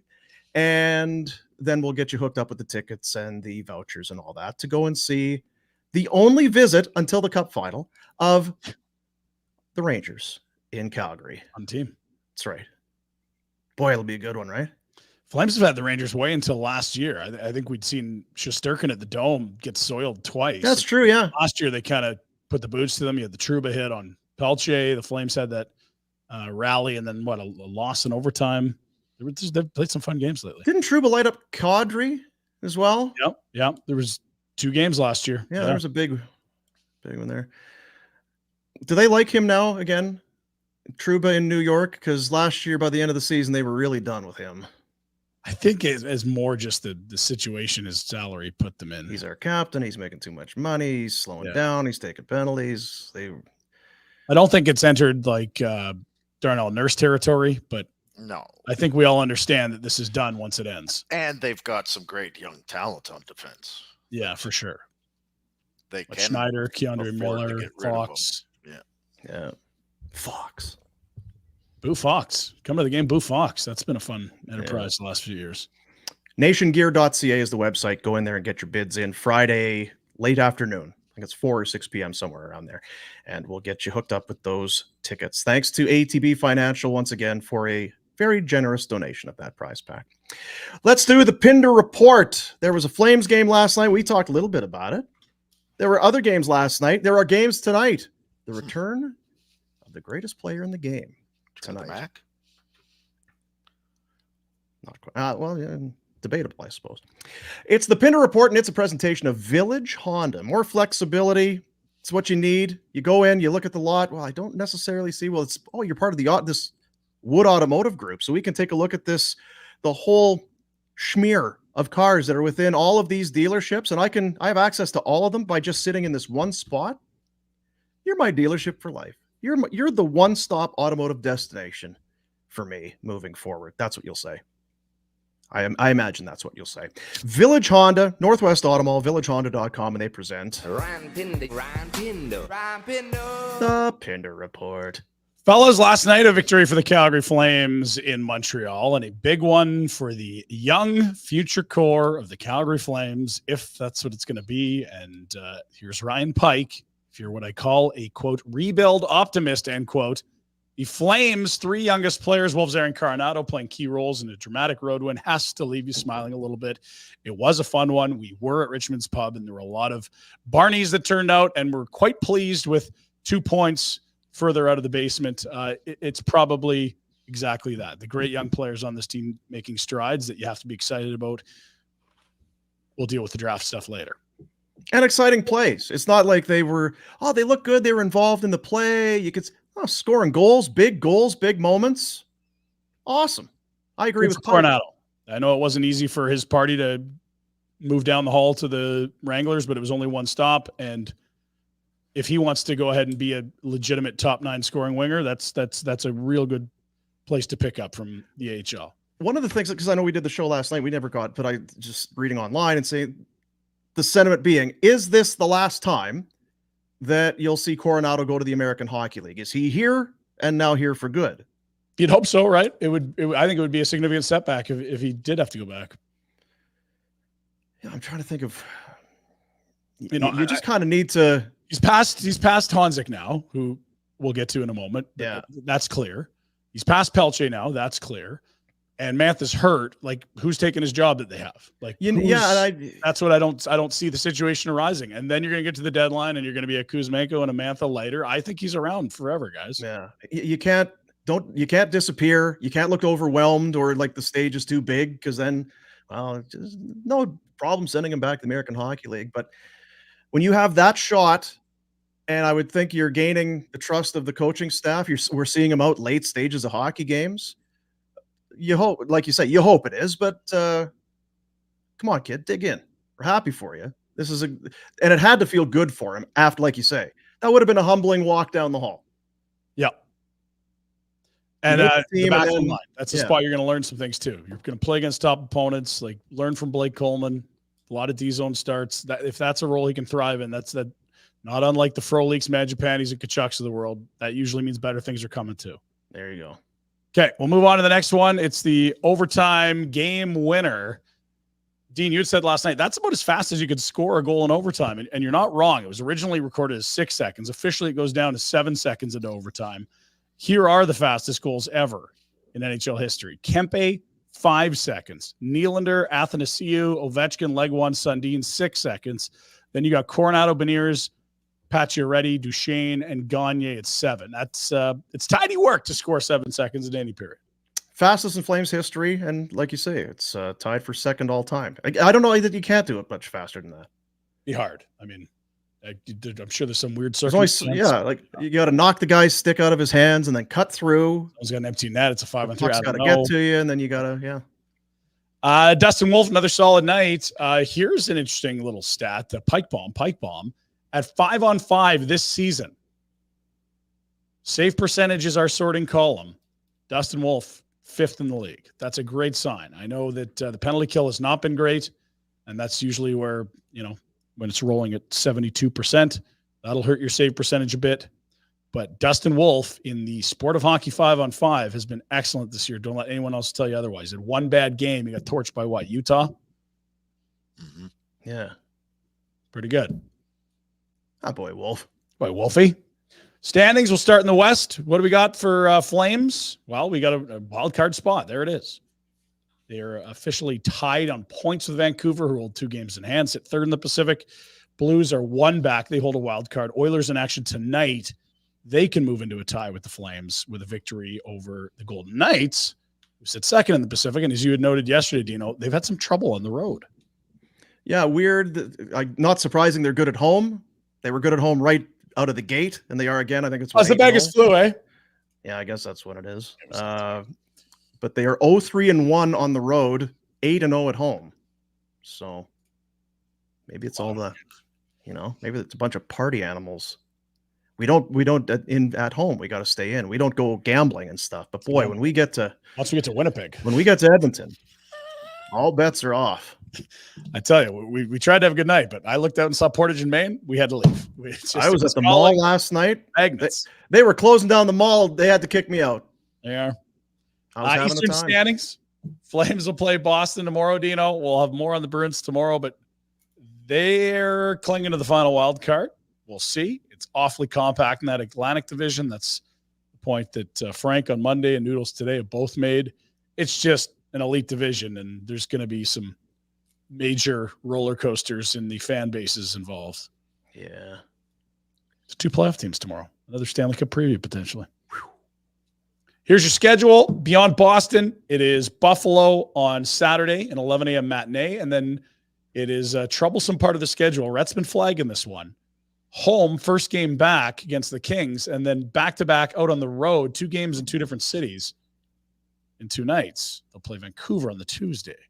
So all the way from the east in Buffalo to home versus the Kings on Monday, and all the way to the West Coast on Tuesday. This is not ideal. Where's your constipation, radiation, penetration? Where's the fear and concern here? I need a lot of drugs and paraphernalia to get through. Red lights, ear lights, nose filters, blue blockers. I imagine they have all those things though. They want them, yeah. Or I could just jump in the lake again. It was real close. Or cold, pardon. Last night, Vancouver. Hey, they're going to Vancouver. Just go to the ocean there. That'll be chilly. Just hop in there. Whew. Ready to go. Last night, first pro goal for Sam Honzik. How about that? Wranglers would lose. Have a look, though. Down 2-0 to the baby Oilers. Can't get set up here. Looks like William Stromgren gets a piece of it, sends it to Cairns, rifles it over the net. Morton puts it through the paint, and they score! Center percent of the call. Honzik wearing 42, his first pro goal set up by Hank Horton, Sam Martin. Zip. Love Dr. Seuss. Really do. Think he was a normal dude or not? I always wondered. Oh, he was whacked out on all. I feel like Roald Dahl, he'd be whacked out too. It was Seuss. Mm-hmm. Oh, Seuss, totally. He's a dope writer. Yeah. Well, what was it? Was it Robert Munch? Is that his name? That guy's books. I don't know. Well, you know, he was high as a kite. Yeah, makes sense. Yeah.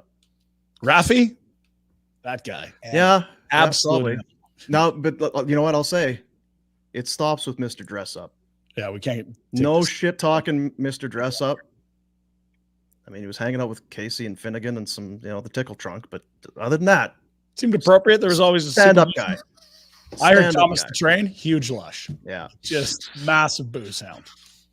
Like I went on the road, you wouldn't see him for weeks. Oh, yeah. Just bust my bumpers or whatever the hell he would say. It's been a while since we've had the Thomas the Train in the house. Going deep in the archives there. Yeah, I'm trying to dig for it. Game day for the Wranglers. Another one against Bakersfield. They'll play in front of maybe 1,000 people at the Dome. It's not. Support the boys. Support them.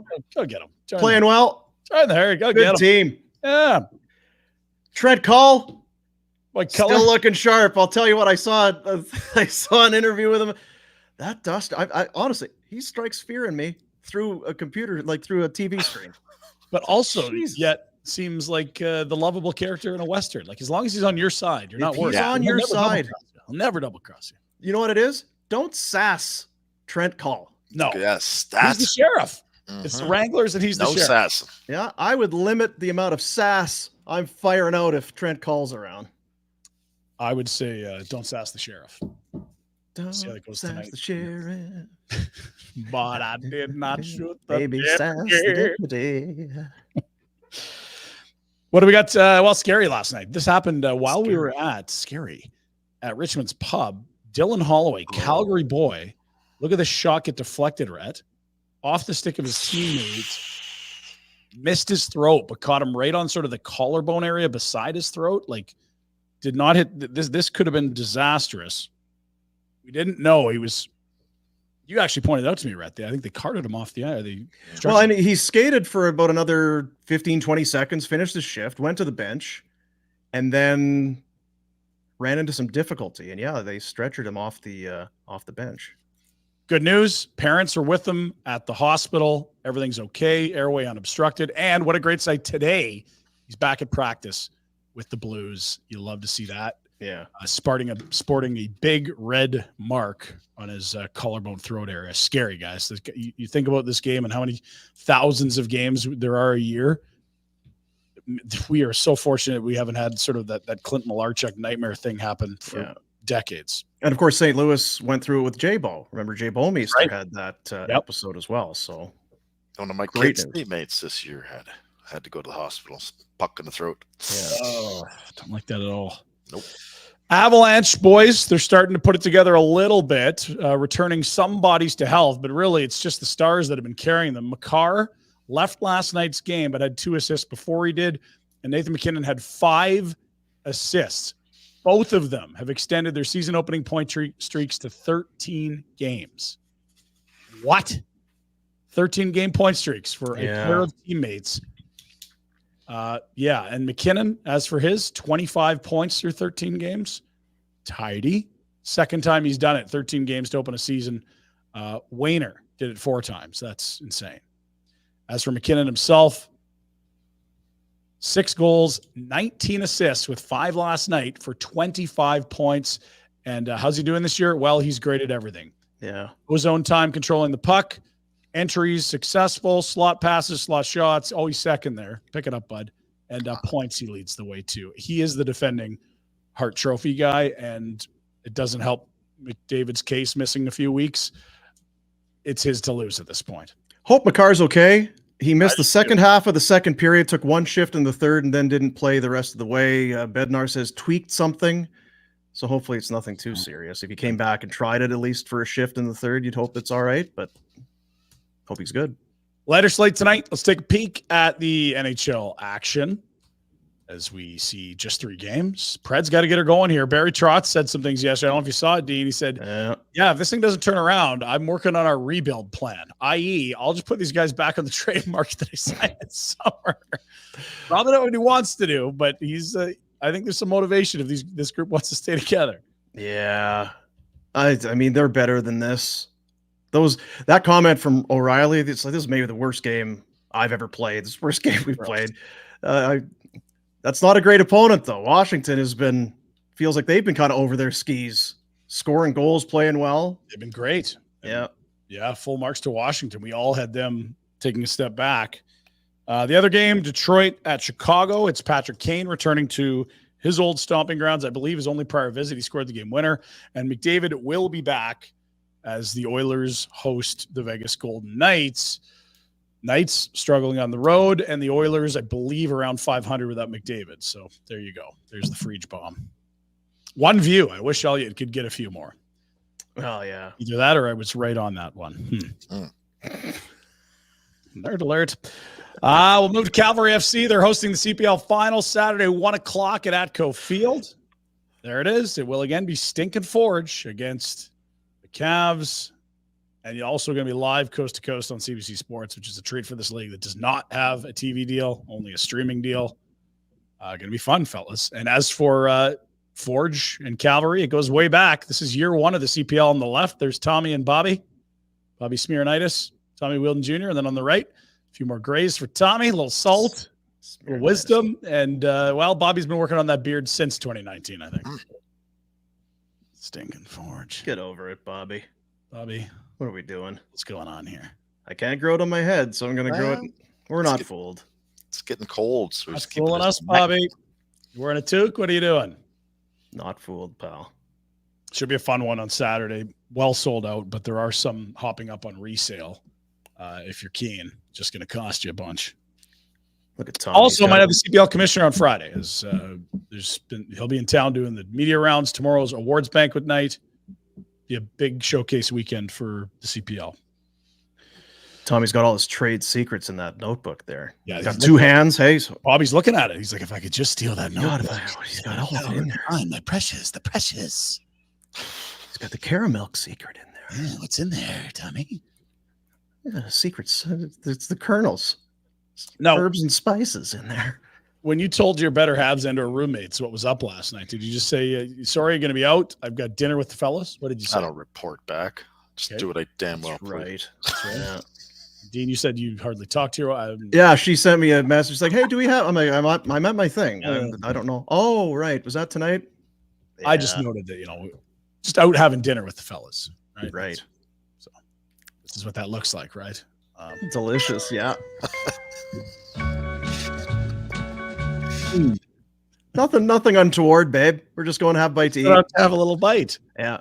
What's for dessert there? Does that look like Jameson's? Yummy.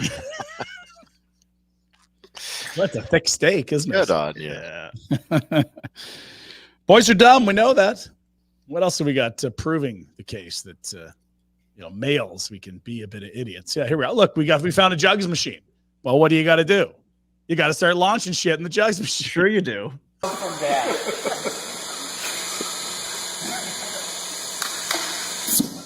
Oh. You got to move. Yeah. Feel like he was ready.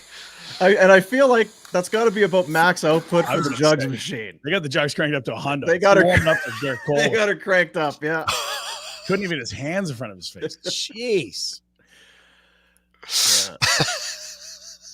Guys are dumb, but girls can be a little odd too. They love their little dogs that fit in purses. The yappy little. Let's go there. I believe this is the shoveler. Dog got a little stinky, so you got to make a little swim. That serves her right. Yes, it does. Throwing a dog in there. It's good for the goose. It's good for the gander, right? Now this looks like an old. You graduate from boy to dumb adolescent into man, and when you're a man, make sure you developed. Trucks and Park. Tractor on. Not ideal. Buddy, you gotta hurry here. Oh, jeez. No. Oh, that's not the way the road goes. Oh. Clotheslines himself in the tree. Went down again, eh? No sense hurting yourself. You're not stopping it. Just accept defeat. Put it in park. Well, I mean, back down, have the front tires on the trailer, and yeah. Oh boy, use your brain. This guy's an What's idiot. the clothesline here? Here we go. Oh, he's trying to Superman swing that thing. It didn't work. Did not work. No. Finally, Dean's been cheating ahead, looking at the videos coming up next. What do we have next, Dean? Why don't you tell us? Oh, I look forward to this one. It's titled "Cute Puppy." Cute puppy. Let's go. Well, I'm totally in for this. This should be great. So this is from one day when I was vacuuming my room when I was living in Australia, and I vacuumed behind a cushion that was on my floor and sucked up a funnel web spider, which is one of the most deadly spiders in the world. And this was a pretty big one. It was just in my bedroom.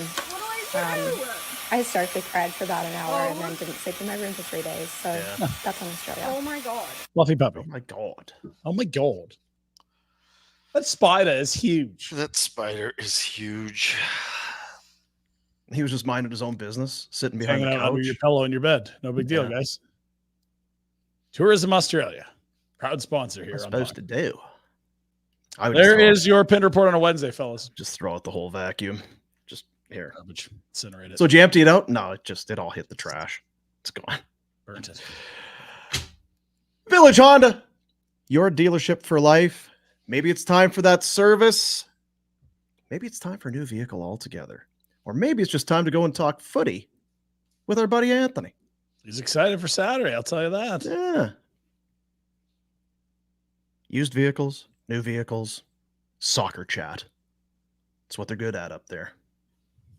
It's your dealership for life. VillageHonda.com.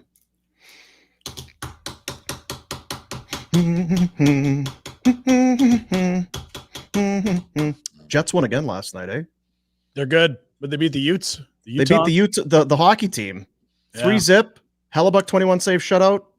It's too easy. 21 on Hellebuck. 12-1, 4 straight wins. Kyle Connor's streak is over. He had that point streak going. 12 games, 19 points. You blew it. They might be good. Oh, they're good. No? Regular season good, Dean. Yeah. They won the division last year, right? Am I crazy? And they go what? Pump or did they finish second? Pinder, do you need a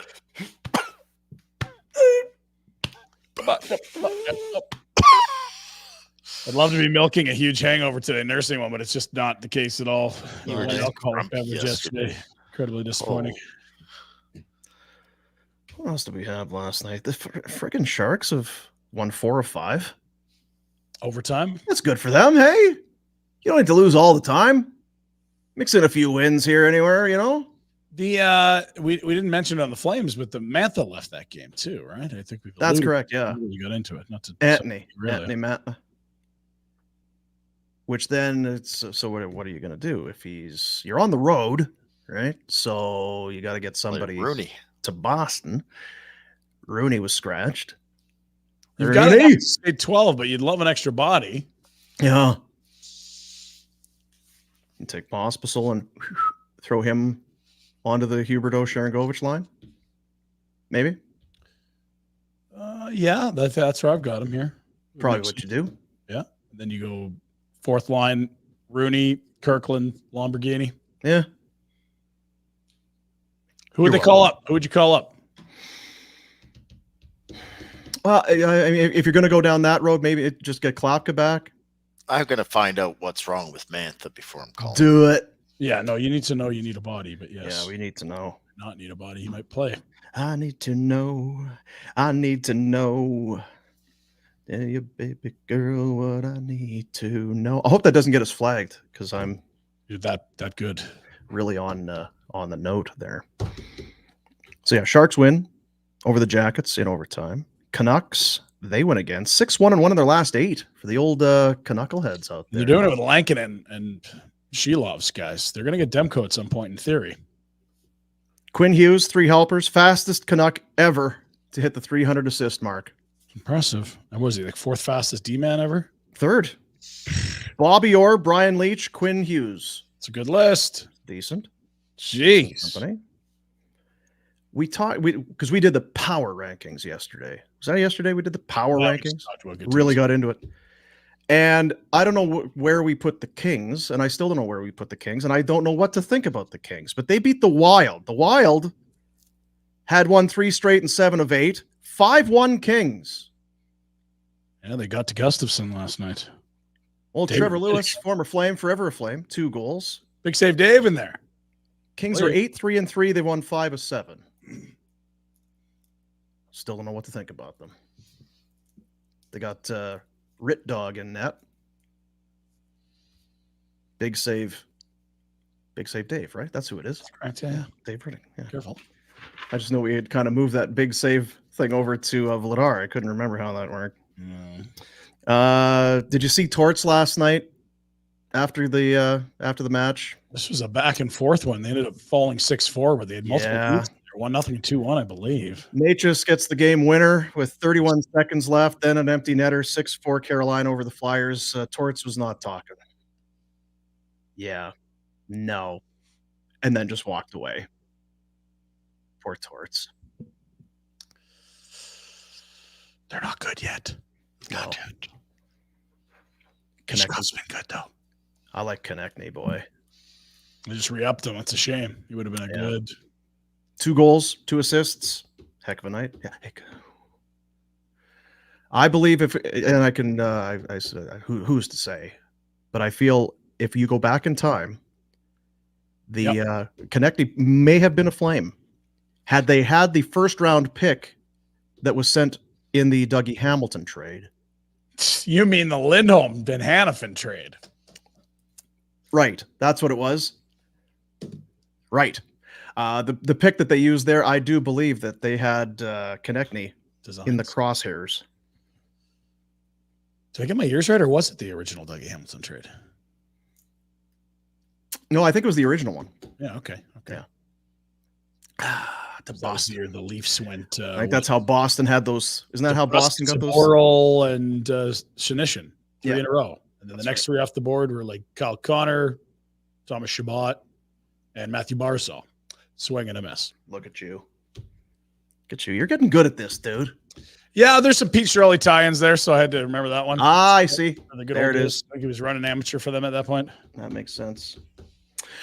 We have something called the Super Chat.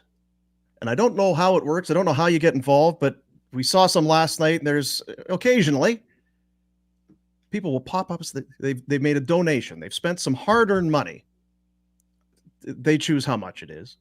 But we feel then obligated. If you're going to drop some coin to get into the chat, the least we could do is chat to you about it. So I'll grab the first one here.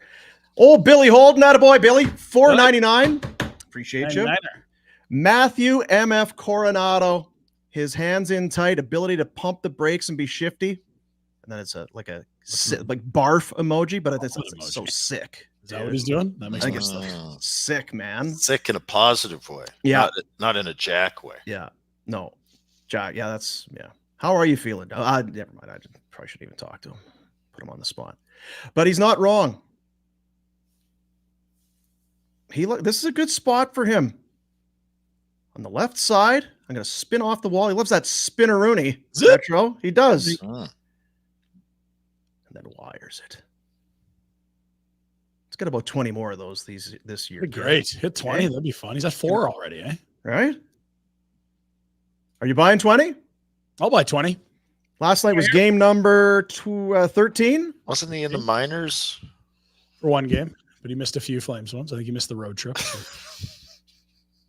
Missed 2. He's only played 11, Dean. Do the math on that. Yeah. Let's go. Yeah. So am I selling him short? Or are we good? No, that's a 24-goal pace, but he doesn't get those games back that he missed. So that's right. I think he should be flirting with 20. That's a great call. All right. Look who's back in here. Oh, Billy Holden. Money to burn. William Holden, that's why with the Hubie Uyghur Kadri cons, this could be a Minnesota Wild Parise contracts. This could be a Wild Parise / Suter cap effed and state stuck in the middle.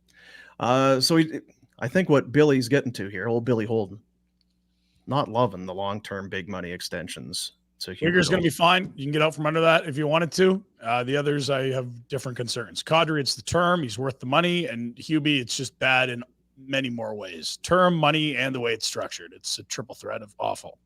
You can have one. Uyghur's not an issue. Yeah, I don't. Yeah, Uyghur's been fine. Good players deserve some dough. Well, he's making going to get it. Change. If he's a free agent now, he's going for 7-8. Like he had 20 goals last year, and he's a top pair defenseman. You could move him if you wanted. Yeah, you could go some to Ottawa or something. Yeah. I'm hearing some rumblings that maybe looking for some better options as far as a partner for Mackenzie Uyghur. Not Miro, hey? That maybe Miramanov is. The thing is what? There's a really easy guy to put with Uyghur that's great, but then the rest of your decor looks like fecal matter. Playing with Rasmus Anderson, but then what's the rest look like? It's Ball and company. Yeah, I feel like that's the Anderson Ball, right? Ball. They want to. There's maybe some chemistry that they're happy with. Just wondering if maybe on that second pair, if there's another answer. That's what I'm hearing. Hall, maybe? I don't know. It's a lot for young Rhett. Feels like a lot, yeah. Point in his career. Oh, you know what, though? I like him. He gives you everything he's got. Yeah, no, he's perfect third pair guy. I think he's been great. That guy was on waivers, and it's like he is great at his job. He's a perfect 6 right now for this team. And maybe in the new year, it's a guy like Bristevich that will get a chance to play. They got lots of right shot guys in the system all of a sudden. Maybe Weeks needs more of a steady. Weeks, you could go do your thing. I'm going to hold the fort here. It's never really had that. I mean, is Ekblad had that? Maybe a little. I don't know. Yeah. I'm just saying that would be how I would think would be a good fit there. I feel like, yeah, he's been very good without a steady guy, right? Like he's been excellent with Miramanov, and I don't think Miramanov is necessarily good, but well, maybe that's why we're hearing some things. Anyway, old Ken's doubling out, but Rhett. Will you answer my question from last night? No. Is this zone defense the teams are playing the reason for players being open in front of the goalie? You didn't. You dodged the question last night. He's a dodger. I don't know shit about this zone defense. So sure. Yes, absolutely. I would think in theory, every system, if you knew where to be, would probably have guys covered. But I don't think they've really figured out that hybrid zone or whatever it was being called by. You have to give me more detail. And are they actually playing this zone defense? Look more like freelancing to me. I was going to say, and I think they get it. My thought process would be if you have a defense pairing, like we saw last night, where there's one guy along the wall and another guy below, and then Gallagher's alone in front, or whoever the hell it was. Probably when you get back to the bench, it was like, oh shit, I should have just stayed in front of them. I don't know what I was thinking. Because when Draisaitl was open 30 seconds in, that's the system's problem, or maybe you were below the goal on the wall. It's shit. That's I don't think the zone says take away the walls. Right. Yeah. Reverse. I don't have the puck. Oh dear. I don't have it. That's the sneaky play. You call for it, and the dumb forward just throws it right. Reverse. Ha. Yeah. So thanks for everybody jumping into the super chat. It's we know it's your hard-earned money, and we promise you we're gonna have details coming up. We're doing something. We're gonna do something nice with the money. I've got an update on that today, by the way. So hopefully soon we'll have some fancy graphics to show you. There we go. I'm happy to hear that. It's a phenomenal cause. It's gonna make you happy. Well, most people happy. I mean, it's not been a happy day. At least not everywhere. Hey, I guess I'll do this here. Just give me a sec. Give me 1 second. Talk amongst yourselves. Argue again? No. Hey, Rhett, how do you feel about the Fournette? No. I can't wait. What do you got going on? When's February coming? You know what, Rhett? You're crazy. That tournament's straight garbage and totally contrived. You know what I'd like to talk about? I need another pizza is what I need. Did you get the delivery pizza to one to go? Right now. Wish we were downtown and Jack wasn't sick because I'd buy him some. I know. I bet you were talking a big game last night, and you didn't have the patience to wait for the wheel. I didn't have the patience. I left. You see, I wanted you it. would have had a perfect wheel in the fridge, half eaten. I don't know that there's much better on earth than pizza out of the fridge the next day. It is just sensational. And you know what? That kind of pizza, if you get it from the chain or whatever, and it's that thin cardboard or whatever, it's not good the next day. But if you get good homemade pizza the next day, damn, so good. Now, I know Jack is somewhere in the mix here. You've been talking, Rhett, about sending Jack some food. Yes. For a few days now, that you were going to set Jack up with some grub. He missed out on wings yesterday. He was kind of brokenhearted about that. We were going to send him some food. Update. Has it materialized? Has there been any? No, F him. Okay. Oh, geez. Get his own damn food. F them kids. Tough day. I offered. He didn't send me his address, so clearly he's too good. Much like you not sending Noodles your address. I sent it to him. I'm getting some free water. Then you just rip him about it. Poor Jack. Poor Jack. No. It's not Jack poor Jack. Jack doesn't want me to be part of his life, so he doesn't want me to know his address. He thinks I'm just going to pop by and hang out with him and play. Oh, he's got the mustard seed there every weekend. You're welcome there. You know that. Yeah, right. You're welcome anytime. No, boys would love it. I house. saw his crew on Friday. My goodness, what a bunch of Jack's got some real riffraff in his it's orbit. phenomenal. Yeah. Not a lot of Rhodes scholars in that mix. English teachers with their spelling. Yeah, we're not cardigans and sweater vests. No, that's right. This message for Square: if you run a restaurant, you're too busy for this ad. You're thinking about how to get more orders flowing, new locations opening, you need more customers, and then keep them coming back. So really, you're already thinking about Square, because Square Restaurant Tech helps more than 400,000 restaurants do all those things and more. So when you're thinking about your restaurant, think bigger and think Square. Maximize sales. Make it easy to process orders, whether it's in-house with a kiosk or mobile POS for tableside orders and online ordering for takeout and delivery. Go to squareup.com to see why Square is big in restaurants. Ryan, you're in that circle of people, restaurant owners, right? Yep. This is the way they're not. This is a game changer for you. Tell them. This is how it's done. Do you like more sales? Do you like things simpler? You want emails immediately, receipts emailed to people, or do you want to hand out paper? Like, come on now, guys, figure it out. Let's customers go. Happy or no? Oh, happier customers, shorter queues. Let's go. Yeah. Or do you want to make their experience, not as good?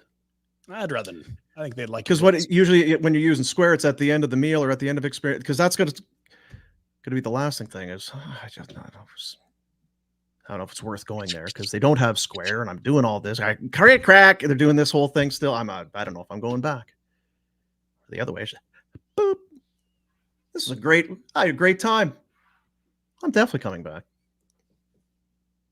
That's what Square does for your restaurant. SquareUp.com.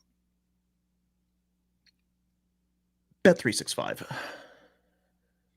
We got a hell of a Thursday night or tomorrow, boys. Jack and I are already so excited. So we got to get through today, find a hockey game we like, and then we got unreal football to open week 10. What do we got? Ravens? Bengals.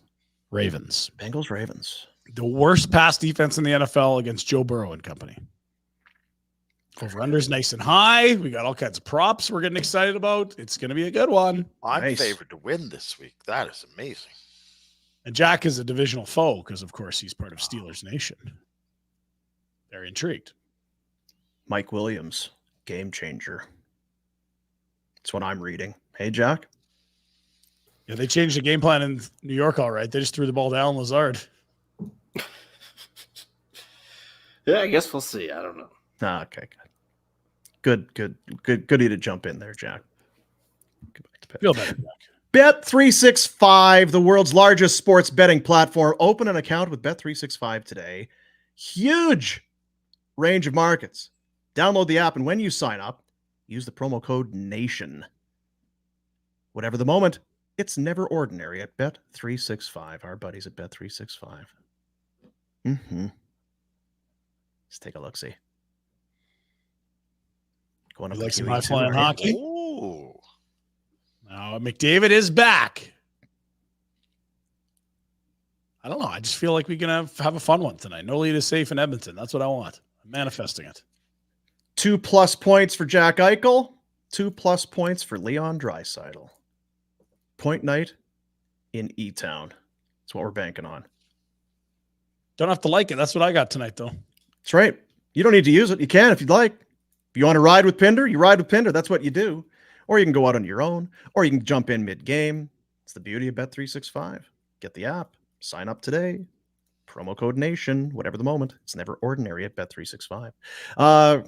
Put the guys in the spot. You're not supposed to do that. What's the line for that football game? I think maybe you said it. What was it? 6 or 7, I thought. I'll check again. I'm calling her up here. Ravens home -6. Yeah, 6 against the Bengals. 6.5. I'm seeing. Yeah, there's a bunch of T. Higgins still kind of not sure if he's playing. Yeah, he's missed some time, but that didn't stop Joe Burrow from throwing 5 touchdowns last week. 5. Wow. Also making things spicy, the Cincinnati Bengals allow the most yards to quarterbacks running the ball. That's what Lamar's great at. 9. Fireworks, baby. Yeah. I'm excited for it. Look like it. Yeah. Of course, the Flames are in Boston. Talk about reunion night. What was the thing you sent in the chat today? It's Nacho Day. Today? It's not a joke. So if today is Nacho button, Day, I can go eat some nachos because it's Nacho Day. This was in your phone? Yes. It's got his email on there. Come on now. Tidy that up. Repeat. Thanks. It doesn't get to his phone. It's not. Well, I was going to say it doesn't answer it anyway. Irrelevant. Yeah. So that comes up every year as a reminder in your phone. Damn today's Nacho Day. Big days. I think if you look at it, it's till 2036. Either it doesn't expect to be alive or Nacho Day ends in 2036. Maybe, yeah. It's recurring until 2036. How do you choose to celebrate, Ryan? I might go home and nap. That's how I'm going to get into it on Nacho Day. But feels like that might be all right. Yeah. Feels like that could be a good use of your time today. Where have I got tonight? Not much. I could do nachos tonight. We got all the ingredients, I think. Yeah. Yeah. I could do nachos with the fellas. We got some play date. Kids coming over. Boys, nachos. Let's go. Nacho Day. Retro? What am I doing for Nacho Day? Yeah. If you were to celebrate, and I know you do, you're big on that. Are we going out? Are we doing it at home? We're putting meat on there? What are we doing? Some details. Well, you got to have some meat in there. I'm going to go out this year.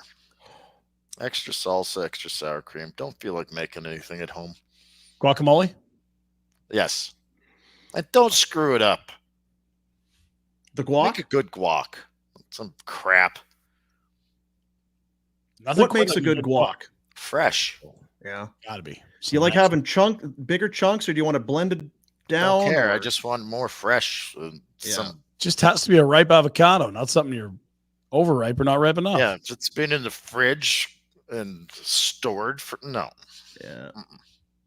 Some lime juice in there? No. Of course there's lime juice in there. What some are you tomatoes, some garlic. You ever put key limes in there? Put garlic in there. Put garlic. Key limes. Chicken or beef? What are you putting in there? Don't be fooled. Both. It's a trick question. Still got it, kid. See you, buddies.